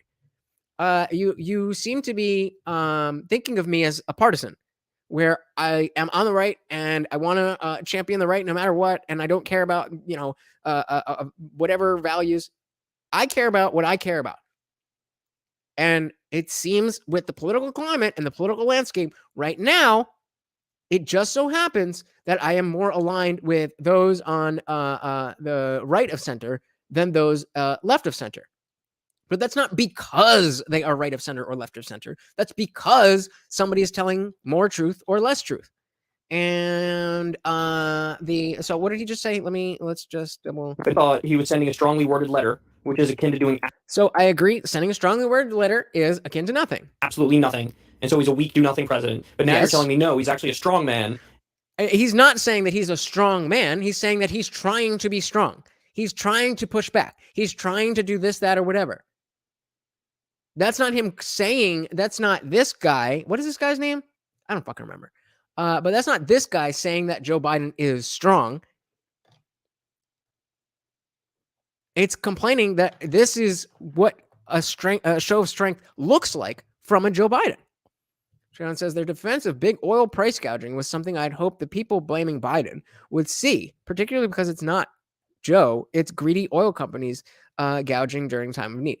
It's not one thing. They are both contributing to what's going on. It's not a coincidence that gas was near $4 the entire time Obama was in office. Went up to that the entire time Obama was in office, and then it went down when Trump got in office, and then as even during all Ronan times, shit was still low. And it wasn't until there was specific policies that I'm not smart enough to know exactly what they are, but to just completely absolve the president of the United States for gas prices is ridiculous. It's just ridiculous. Is there greedy oil companies? Absolutely. Is there other countries? Is there a war in Ukraine? Is does a lot of our gas come from Russia? And there's a lot of things. But to say that Biden is not a cause is simply not the case. It says every Republican voted down a bill 2 weeks ago that would have put a stop to price gouging. Okay. Again, I haven't heard of that. I would be in favor of that bill on a superficial level. What else is in that bill? And because again, the idea is if Republicans are, it seems like you're coming at this from the Democrats are good people and the Republicans are bad people. That's how it sounds like you're coming at this. The perspective that you're bringing to this, and so. Why would Republicans vote down a bill that would stop price gouging when every Republican and Democrat, aka every person, this is bipartisan, everybody wants lower gas prices? So if it was just that simple, just sign the bill and we'll have lower gas prices, then I need to hear why the Republicans didn't do it. There must be a reason. There must be something in the bill that was just like every other bill.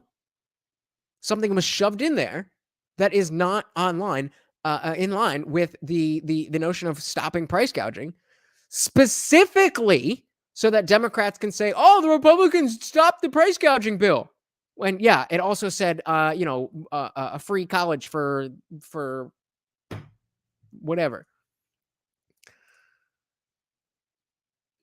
Pubs? Just pubs in the pocket. Pubs in the pocket of big oil. I don't know if that's a regional thing that you're saying. I do not know what that means. Moving on. and he's going after these poor oil executives. Nope. I feel so bad for them. Which is it?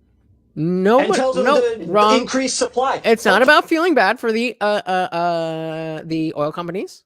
It's about understanding what these people on Fox are saying, and that's not it. Are they saying something amazing? And are they saying something vastly and unequivocally true? No. But you're misrepresenting what they are saying, Kyle. So Trayvon says, no, I'm saying the majority dodged the other half of the problem and focused on one man and not a party that Mitch McConnell said was going to stop the Dem agenda at all costs. Okay, yeah, some people do, but most people are more nuanced than that. And most people are bringing the influence that the president of the United States, the leader of the free world, the buck stops here. That's what is that is appropriate. He is the president. Whether or not he has a dial where he can turn the gas prices up or turn the gas prices down, there's a lot of factors, and the leader of the nation is always at the behest of what's going on with that. It's not unique to Biden. As I was just saying, Obama got a lot of blame for the gas prices when they were high, but gas prices were pretty low under Bush. Gas prices were pretty low under Trump. So again, my question to you, Trayvon, is what exactly do you believe is the correlation? Or why do you think there is a completely unrelated correlation that when there's a Republican president, gas prices are lower, and when there's a Democratic president, regardless of how long they are in office, gas prices go up? That is my question to you. So Fox is literally putting a boohoo. But yeah, I understand that. I understand that, but that's not the way that Kyle is presenting it. That part is true, but then they're also trying to say, this guy is also trying to say that at the same time, boo-hoo for price gouging the oil companies. They're also saying, or rather, they're not also saying, but Biden is so strong and so weak. They're not. That's just not what they're saying. You're listening to Kyle with respond to a video, but you're not listening to the video that he's watching. Where did somebody please tell me this guy's name? What is his name? I want to say Jake Tapper, but I feel like that's not right. But that's simply not what he said. I don't care who he is, and I agree that he's probably wrong about most of what he's saying. But the fact is, that's not what he said. So it's a two-party system. Inflation and gas prices are affecting the whole world. Yeah. Yeah. That doesn't answer my question, though. So let's continue. Okay, how about this? New York Times. Biden administration cancels drilling sales in Alaska and Gulf of Mexico. That was in May. So that has nothing, Trayvon, that has nothing to do with the current gas prices? Nothing. Completely irrelevant. Okay. How's that going to help supply? These oil Here's why that's massively misleading. ABC News. Infuriating climate activists, Biden expands oil drilling on public land. Okay. Whoa. What? In a move that could help temper high gasoline prices, President Joe Biden is bringing back leases for oil and gas drilling on federal land. But the Okay, I saw, all right. You know what? reversal of a 2020 campaign promise has angered climate activists ahead of midterms that will deter Biden's ability to get his agenda through Congress. The administration was set to start selling... Trayvon, I'm doing this specifically for you. And, of course, you can do whatever you want. But I would really like if, after this, we can watch a short clip from Steven Crowder, which I know you won't like. But just to compare... And I would really appreciate, since I'm taking the time on my platform to do this for you, if you would hang out while we for do drilling that. on public lands, putting 144,000 Afterwards. acres of land up for lease in 9 states as soon as Monday. As Biden faces massive pressure to boost oil production in the U.S. amid soaring prices, partly from the war in Ukraine, what Biden calls Putin's price hike. That's bullshit. The Interior Department announced move on Friday afternoon, heading into the holiday weekend. Now, it's only like 8% of the U.S. market is Russian oil and gas. This was on April 18th, 2022. More here. January 21st, 2022. New data. Biden's first-year drilling permits stomps Trump's by 34%. 34%. So Sorry, I missed that. He's always I missed that. I do want to pay attention to this one. Lines for your drawing stumps. 34%. So he's always been in favor of more drilling. Now, maybe in that one specific area, Alaska and Antarctica, he's like, I don't know about that. But that's correct. He shouldn't want to drill there. Because again, we have to make the transition at some point off of fossil fuels because we see what's happening with climate change. It is an existential threat, and we have to get to green and renewable technology as soon as possible. I don't know what this clip. That's got to be thinking to myself, can you do something on permits? Can you get the SEC off our back? Can you make those crazy radical left-wing green lawyers stop suing us every time we try to start a project? Or how about helping us out building a refinery? We haven't built a major one since the 1970s, so he's panicking. And you saw this coming because he ran on getting rid of fossil fuels. That was a direct quote. We'll get rid of them. We'll phase them out. And then he gets in the Oval and he does everything to do that through lawsuits and regulations. But now the idea that he followed through on that is ridiculous. It's ridiculous. He's done the opposite. I think he's basically like the Undertaker for the fossil fuel industry, right? They're going to put you out of business if you're ahead of one of these companies. And then he starts freaking out because he's going to lose the midterms and possibly the next election. And now he's like, drill, baby, drill. Joe Biden has turned into Sarah Palin. He's getting that desperate. And now he's threatening to confiscate their profits like some third world dictator. This is not how the president of the United So again, even right there, I can easily and happily point out that that's so hyperbolic. And just to it's meant to give an emotional reaction and not to give anyone an understanding of what's going on. For sure. That's what corporate media does, whether they're on the right or the left.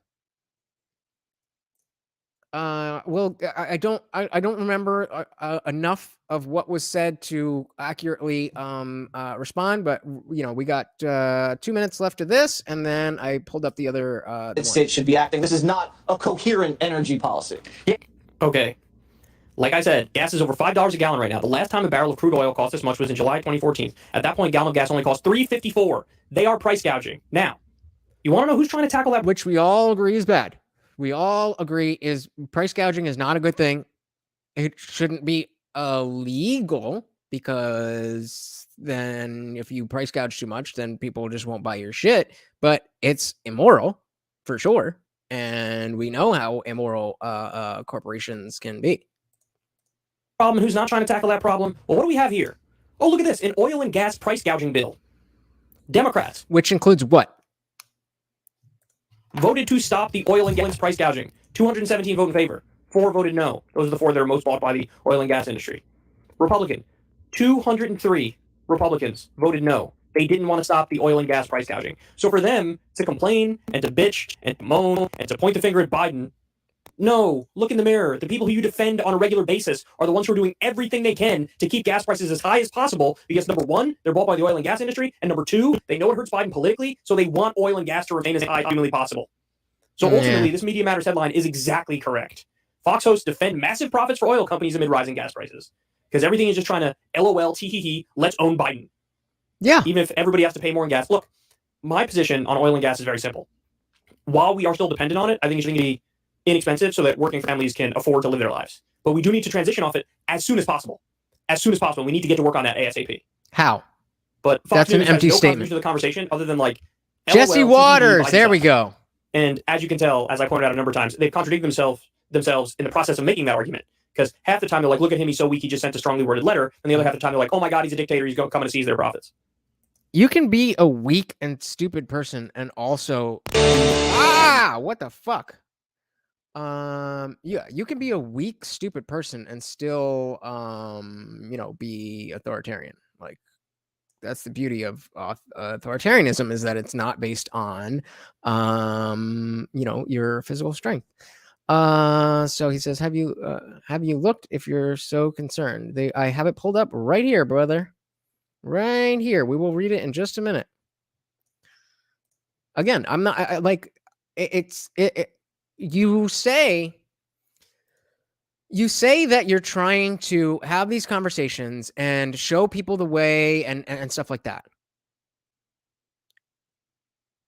But you discount the fact that people can have different opinions than you and also understand what's going on. You also are extremely you're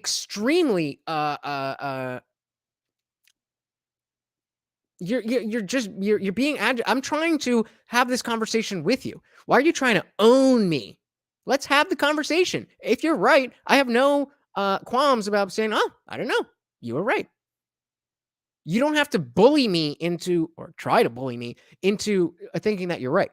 If you're right, all you got to do is present the information and then you win. But all you've presented here is that Fox News sucks. That's all that you've done. And I've been saying that before I even said MSNBC sucks. So you have to understand that whether it's me or somebody else, if you're trying to have this conversation, you need to have the conversation before you take your victory dance. Have the conversation first. And like I said, I guarantee you haven't seen this. And it may be right, it may be wrong, but it sounds pretty convincing based on what I've seen. So let's watch this. I gave you your time. Let's watch this and see what you have to say about it. Question for you. We were talking about this earlier. Have you heard people say now? They didn't always used to say this. And again, just so we are all clear, I completely understand that Steven Crowder has no qualms about trying to own the libs and all of that stuff. All the more reason that if he's wrong, you should very easily be able to point out where he's wrong. And the fact that he's owning the libs is not something wrong unless what he's saying is incorrect. I guarantee you they won't be saying this when naturally gas prices will probably go down at some point. Though it seems unlikely. Have you been told one of two things? Either the president doesn't have any effect on gas prices, or the president doesn't control gas prices, or there's more drilling taking place actually under former Vice President Biden than under Donald Trump. That's something that we hear a lot of. Yeah. I heard it on CNN this morning. Here's the problem. No. So, for those of you who don't know, because you may live in some states where you actually have decent gas prices, and by decent, I mean horrible, but not, swallow a gun horrible.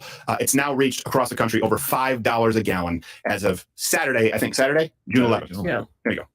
For the first time ever, the average price of gas nationwide has hit an unprecedented $5 a gallon. But for drivers in California, that price is still a bargain. She sounds so happy about it. For citizens in California, it's a good thing they won't need fuel to keep warm. Yeah. By the way, citizens in California, you haven't seen $5 a gallon in decades, have you? Meaning it's well above. Yeah. I'm taking all the gas for his avocado ranch. This is my first high gas rodeo. No, it's not. So let's go through some of why is this? Why are gas prices so high? So again, I understand that this video is meant to not appeal to people like you, Trayvon, that you already have your opinions, as do most conservatives and Republicans, and this is appealing to people who already agree with him. But again, that should make it easier for you to point out the places that he is incorrect. Not just, mean or silly, but incorrect. And I know that this is one of the things people inherently know. I know we had 8 years of Obama, then we had 3 years of Donald Trump. I don't really count the 4th year. That's what I call the lost year because of the fabricated government reaction to the pandemic. Then we have Joe Biden. It's really valuable. 8, 3, and we're going to have 4. Mm-hmm. High gas prices, record low gas prices, high gas prices again. So you probably inherently know that it has something to do with the former vice president, but they've been trying to convince you that it doesn't. And let me give you some information, just so you know it's wrong. All references available at louderwithcreditor.com. Here's Okay. So I hope you're paying attention, because this is where you need to come in and show me how stupid I am for listening to a guy like this and what he's wrong about. Because I listen to Kyle Kulinski. I am subscribed. I will show you I am subscribed to him. I watch him all the time. You can see in my history. I look for this shit. But tell me where this is wrong. Claim that they are currently making. You will hear this. Gas prices are only high right now because of what? Russia. The average price of gas nationally today hit $5 a gallon for the first time. What's your message to the American people, especially as we head into the summer months? We're really struggling with this. This is outrageous what the war in Ukraine is causing. Okay. I love that. It's Putin's price hike. Yes. It's Russia's problem for oil prices. Come on, Joe. Well, here's the truth, is the majority of the gas price hikes took place before Russia. They were on a steep upward trend. So let's take a look at this. Can we see? Come on, move. What are they marking here? So this is when Russia invaded, and we were clearly already on a hike. Yes, there was a small hike here, but that simply continued the trend that was already there. Is that incorrect?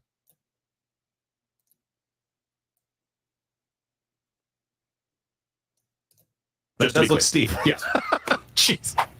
About as steep as the right angle in the horse's back after that rider gets. Just a black diamond hill. Yeah.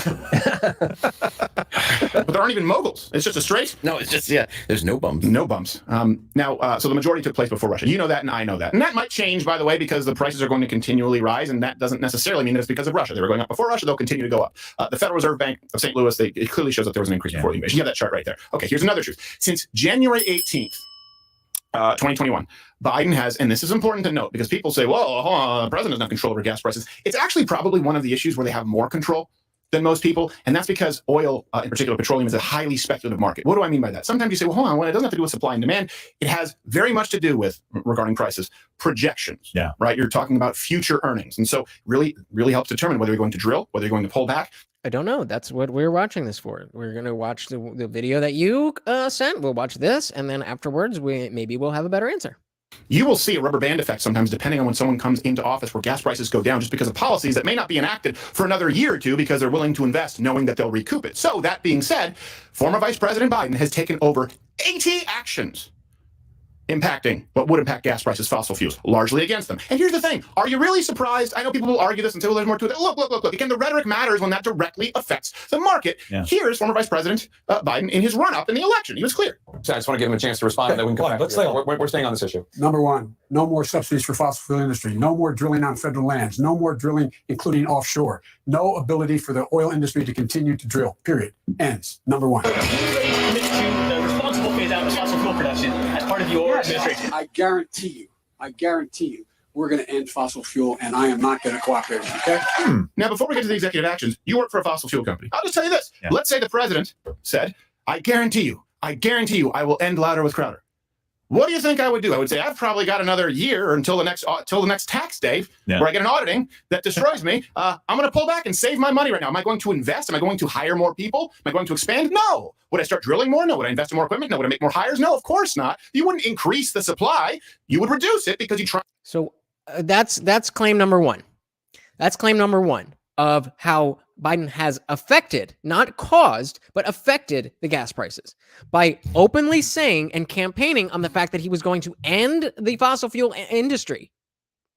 Then it makes sense, as Crowder just outlined, that those who are in that business would take that word, the words of the now president, who says he's going to end fossil fuels, to cause less production of fossil fuels.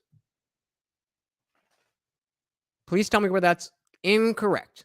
And that's claim number one. So we'll start there and we'll move on. And if you tell me if you have something on that, we can do that too. And collect the profits that you can because it's a limited window. When he says in no uncertain terms, I'm going to end it. Now let's look at his 80 executive actions that he has taken, by the way. I believe it was 80 actions. I don't know how many of them are executive orders, but a lot of them are executive orders. Yeah, these are actions. So here's one, Paris Climate Accord. He decided to join that Paris Climate Accord, which, by the way, does nothing to curb China's emissions. Nope. And and they matter. Right, they'll get right on that. He revoked the Keystone XL pipeline. To be clear, sometimes they'll try and tell you that, well, Keystone is already done. Keystone XL is different from Keystone. Yep.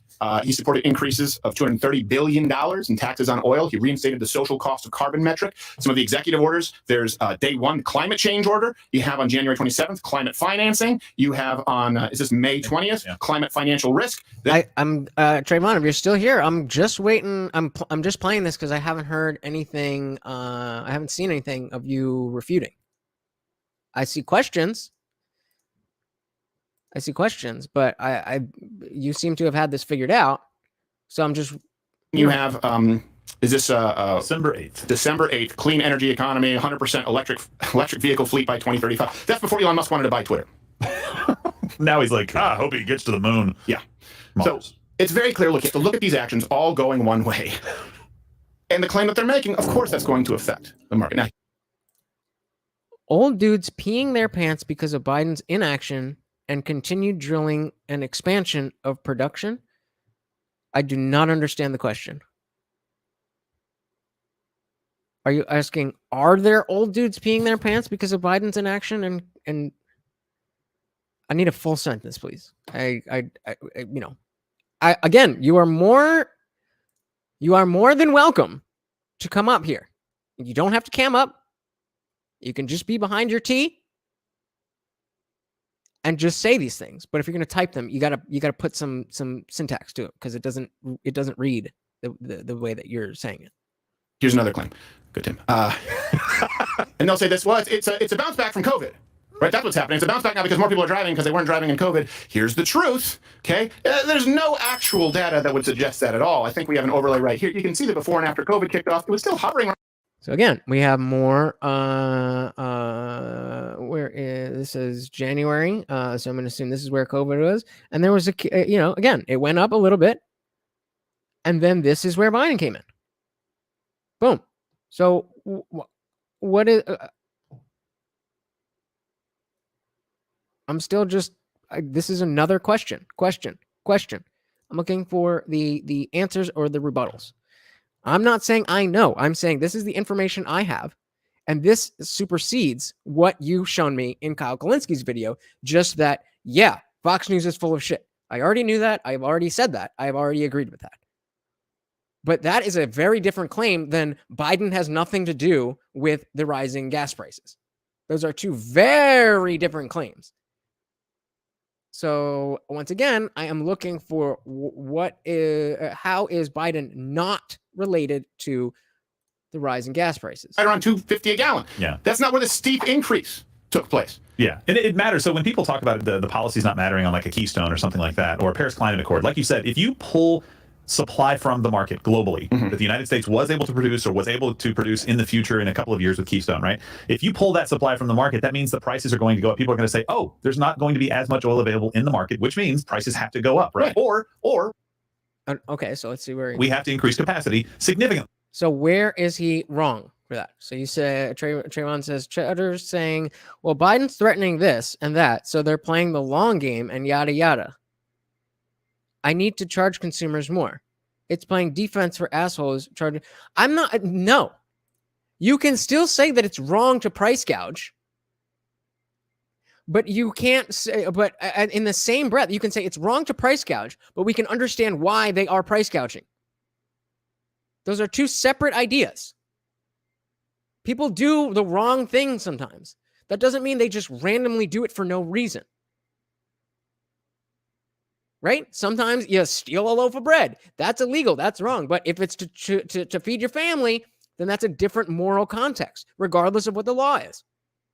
If you murder somebody and it's premeditated versus if you just found them in bed with your girl and a crime of passion, that is not only different legally, but as we see with Cain Velasquez, we are very understanding of different contexts and the morality of things, regardless of their legal standing.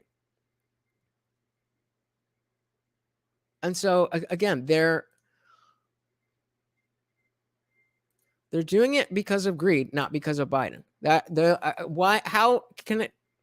They're doing it because of the greed that Biden has allowed them to enact. You can't enact greed if the gas prices are stable. Then you can't randomly be like, oh, we're just going to charge $5. But if the gas prices are going up because of Biden to $4.80, and you're like, well, I mean, we're all fucked, and I need to drive too, so let's just hit it $5. Is that not able to be? Is that not a possible thing? And not only possible, but you're saying that these greedy people are price gouging regardless of the fact that Biden said he was going to end their industry. And so the fact that they produce less or they didn't produce less and they're not trying to recoup having made less. I'm not making excuses. I'm giving reasons. There is an important distinction between a reason and an excuse. I am not excusing price gouging. I'm giving you a reason why it is occurring. Do you understand the difference? We have not had a good track record of getting OPEC to play ball in the past. They do kind of what they want to do, which is why Joe Biden is going hat in hand to Saudi Arabia and other Middle Eastern countries and also to Venezuela. It's also like a cook in a hat. Well, yeah. That's Yeah, he does need more. And his hat is just, it's a porta potty, really. But that's why he's doing it. And so people that say he has no impact on this have no idea how this works. And the White House did say, thank God, that they're going to be releasing more oil from the Strategic Petroleum Reserve, which is really for times of war, so that we can make sure that we can fight. Well, we're at war. It's a proxy war with Ukraine, Russia. Yeah, we're going to send them $40 billion. Basically, I think in this release, it's maybe a couple of million barrels. That'll do what I think a few hours worth of American consumption. Yeah. Another problem not solved. No. That he also takes no responsibility for. Right, and that's important because here's another claim that they make, and this is the one that you hear everywhere right now because they know that it's. So here we have claim number 3, and claim number 3. Okay, checkmate if it's not true, and Americans inherently believe. Checkmate if it's not true. So if this is not true, you automatically win. I am wrong, and I will happily concede to you. If this is not true. That their claim is not true, so they just repeat it, just like, safest, most secure election in history. So they're claiming right now that there's actually more domestic drilling under former Vice President Joe Biden than President Trump. That's what they're claiming. No. Okay, so let me explain to you. That's the truth. No, let me explain to you. And this is one of those areas where nuance does matter, but it can be distilled. It's pretty simple, actually. The total number of permits issued under Biden in 2021, it was higher than Trump's highest year, okay? So Biden, first year. Oh, so I guess Crowder just lied, right? Because he just said it wasn't the case. But here it says it approved 4,881 applications of August 31st while approving 4,631 in total fiscal 2020. So he must be lying. He must be wrong because 4,881 is higher than 4,631. But maybe let's let him finish that sentence. It was 4,800 drilling permits, right, in 2021. Trump was 4,600, 4,631 in 2020. Now, here's the thing. The permits issued are for leases sold mostly under Trump. Yeah. Think of them, remember rollover minutes? They're rollover leases. And then if you look at the trend... So I just want to ask you, are you aware of this claim? Are you aware of this claim that most of the permits are in this rollover state where Biden is approving the leases that were applied for under Trump? Because that's a claim, and like you said, if it's not like he said, if it's not true, then that's checkmate. And then again, here you're saying big oil does what it wants. Yeah, that's what we have. That according to the way things are set up right now, that's what we have the government for.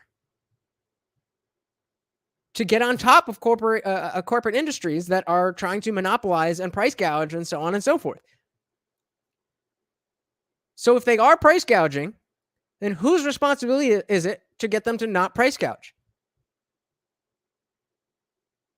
If it's not Biden. I don't know. But the buck stops here. He is the president. Expected the Biden administration slash the approvals for drilling by August of last year. So look at that chart. They go, look, there are more permits because Donald Trump was basically on his way to set a record year of permits. Then Biden came in. There were these permits that he couldn't necessarily stop. Boom, slash them. If you actually look at a month to month, the month where this was being slashed in August, guess what? It's very, very different than the months preceding. Yeah. This is important. But the thing is, when they were campaigning, right, because they have to, this is what you see with the left. They have to be dishonest about their positions because they've got to appeal to the abortion up until 9 months and including birth period. They've got to appeal to the Green New Deal crowd. They've got to appeal to the crowd that turns off, for example, Latino voters. So he has to say, I will end fossil fuels. Yeah. Then when they get into office, they have to govern more moderately. Why? Because Americans often, and sometimes this is unfortunate, vote with their pocketbook. It's really hard to vote against your own self-interest, even if you are principled. And in this case, it's serendipitous because the two line up. You can vote your principles and you can vote your pocketbook. So then he gets into office. We go from, I'm going to end fossil fuels to now things are so bad, they're making the claim, end fossil fuels, there's more drilling under me than under Donald Trump. Well, yeah, that's because of the first half of the year, which you then stopped. Right. And he did it for show, not just for the American voters, but he did it that slash in August. I think it was down to like 107. So Trayvon says he's not a dictator.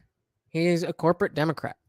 Dudes like Crowder carry water for big oil by avoiding. I don't care. I'm not a stand for anybody. I'm not on anybody's team. I don't care about this person versus that person. I don't care. I care about the ideas. We've presented claims and ideas. And whether you like Crowder or what he's doing or what he's not, I'm asking you to engage with the ideas. And all you're doing is saying, oh, well, this guy's on my team and that guy's on the bad team. And he's just trying to do that. I don't care. I don't care what he's trying to do. If he's trying to do this and this is not the case, then you should have a very easy time saying this is not the case. Trayvon says, my point is if you're going to point your finger at one side of the aisle, which I've been extremely clear that I am not doing. I say again, I made extremely clear that I am not pointing my finger at one side of the aisle for anything except the things that I specifically point at one side of the aisle. When I talk about language, semantic obfuscation, yes, that is pointed at the left. When I talk about, let's say the government intervening in medical choices that you make on your own body. A year ago, I was also pointing at the left. But coming up, guess who I'm going to be pointing at? The pro-lifers who think that because of their religious beliefs, they get to decide what happens to other people's bodies. What do I think Crowder's saying? I think Crowder is saying that these claims that are made by people like Kyle, like yourself, are not true or are only somewhat true, and are somewhat true in the sense that they give you a wrong idea of what is really happening and purposely ignoring these facts. Like do you have nothing to say on that last claim where all of the claims where or all of the licenses were done, were applied for under, that's at least what I understand. They were applied for under Trump, and Biden approved of them. But they don't count for Biden because they were applied in 2020. You haven't even addressed that. John says, is he against the company's price gouging consumers, or is he playing defense, avoiding the main issue of high gas prices? Are you even listening to me, dude? Are you even listening to me? I don't care what he's saying or what he's trying to do. He's putting out certain facts, and they're either right or they're wrong. And you are failing to say they are wrong. I said every single thing that I agreed and disagreed with in the Kyle Kulinski video. And that basically amounted to Fox News is full of shit. Congratulations. I've been saying Fox News has been full of shit for the last 10 years. I didn't disagree with any of that. The only thing I disagreed with was Kyle's misinterpretation or mischaracterization, depending on how you want to look at it, of what Jesse Waters was saying. Yet I show you something else, same amount of time. That one video was what, 11 minutes? This one's 12. And we had 4 clear claims. You know that because they put claim on the screen. And you have yet to even engage with any of those. You're just, well, you think this guy's doing that because of that? You think this guy is on that team? This is the projection. This is the projection. You think that everybody's playing tribal teams, but that's you, dude. Most of us care about reality. Most of us care about what the fuck is really going on. I don't care if Crowder's right. I don't care if Fox News is right. I don't care if Kyle Kulinski is right. I don't care if Rachel Maddow is right. I just want to know which one of them is right. And I want to operate in the world based on reality. If Crowder is trying to do X, Y, and Z, then when I listen to Crowder and I listen to Kyle Kulinski and I listen to this and I listen to that, then it should be very obvious that his story does not line up with everybody else's. But that's not the case. At the end of the day, your claim of Biden having nothing to do with the raise in gas prices has not been addressed. He is making clear claims. If they are wrong, you need to tell me why they are wrong, or you have lost. Because I agree with you that Fox News is full of shit. And also at the same time, in a separate idea, that Biden has played a part in the gas prices going up. I've laid that out as clearly as I can for you. If you can't understand that, then I mean, maybe you're just not as politically savvy as you thought you were. And again, man, I really appreciate this conversation. I appreciate you coming here. I appreciate you challenging me. I appreciate you all of this. And I really appreciate you staying to watch what I wanted to show you. I really do appreciate it. But if you're going to have these conversations and just stick to the fact that you're right no matter what, then what are we doing? We're wasting my time and your time and everybody else's time. It says reality is there. That is not a sentence.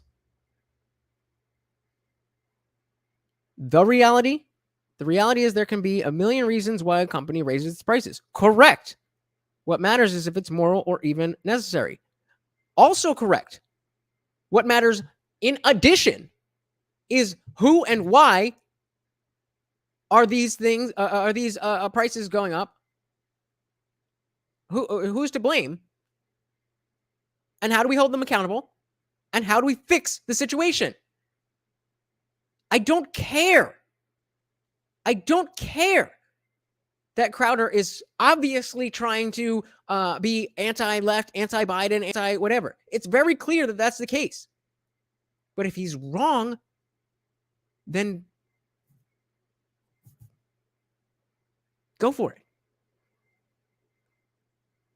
It's like you're saying that, that we're at trial. And the defense attorney's like, well, he's trying to keep that guy out of jail. No shit, Sherlock. Your job is to do the opposite. You made a claim that Biden has nothing to do with the rise in gas prices. We've gotten claims and studies and graphs and sources. They're all here. They're all here.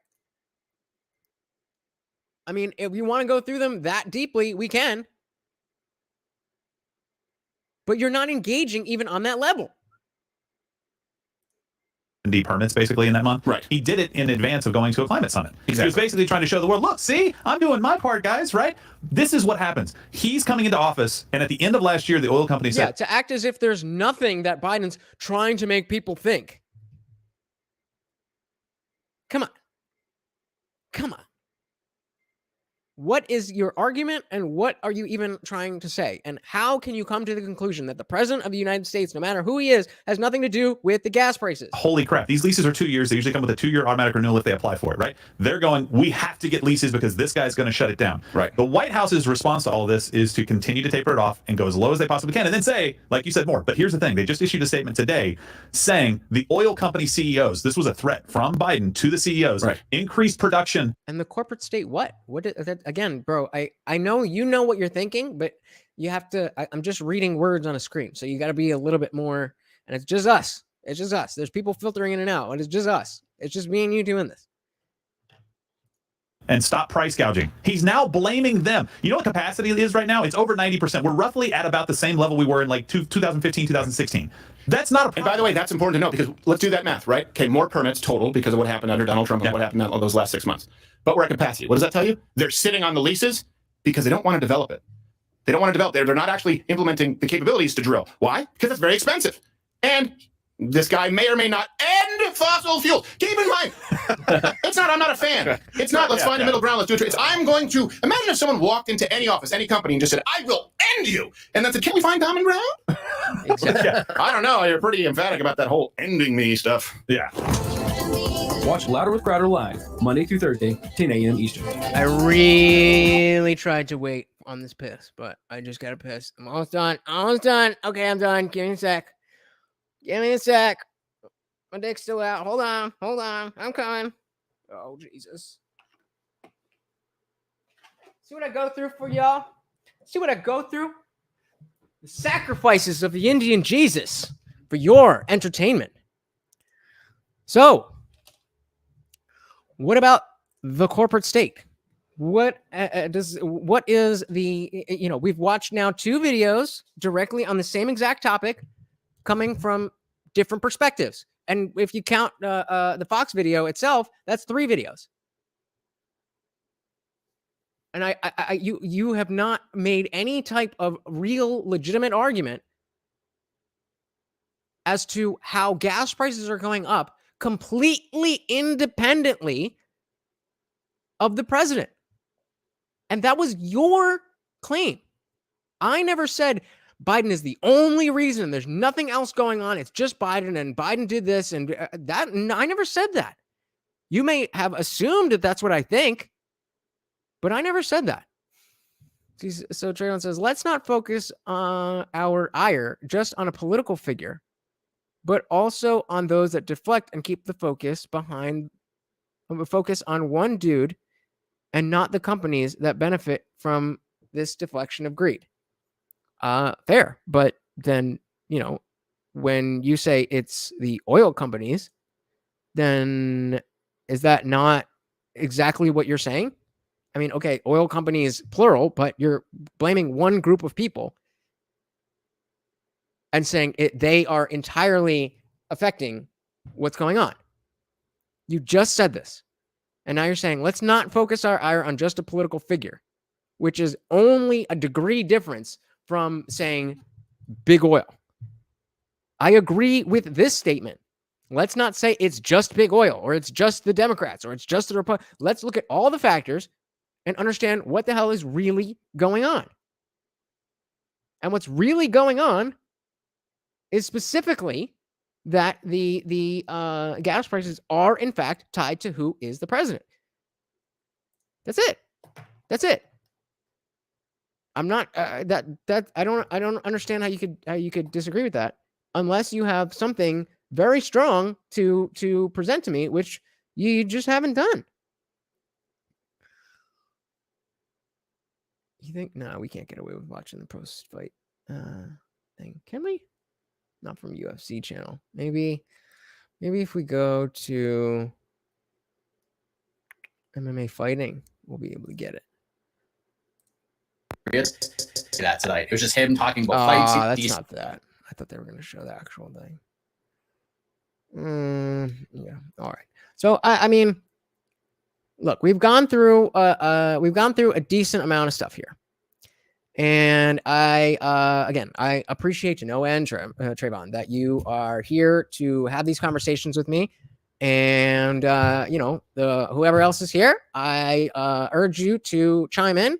We want to keep this going. We want to understand what the hell is going on in our world. Why is it happening? How do we change things? How do we make things better? All of that stuff.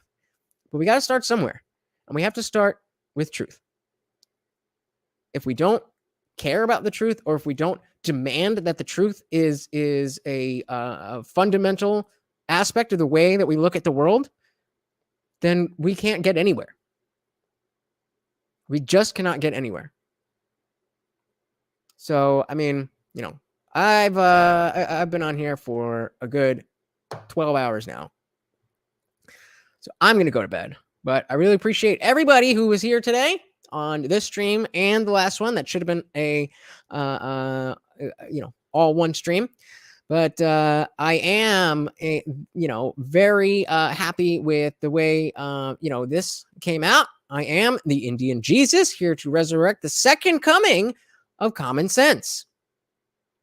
I will still be doing the I Didn't Read Your Book podcast from time to time. I'm doing the final episode in this run tomorrow. That will be out on Wednesday as usual. And then I'm going to take a little break to really figure out where the Indian Jesus is going, what I'm really going to be doing.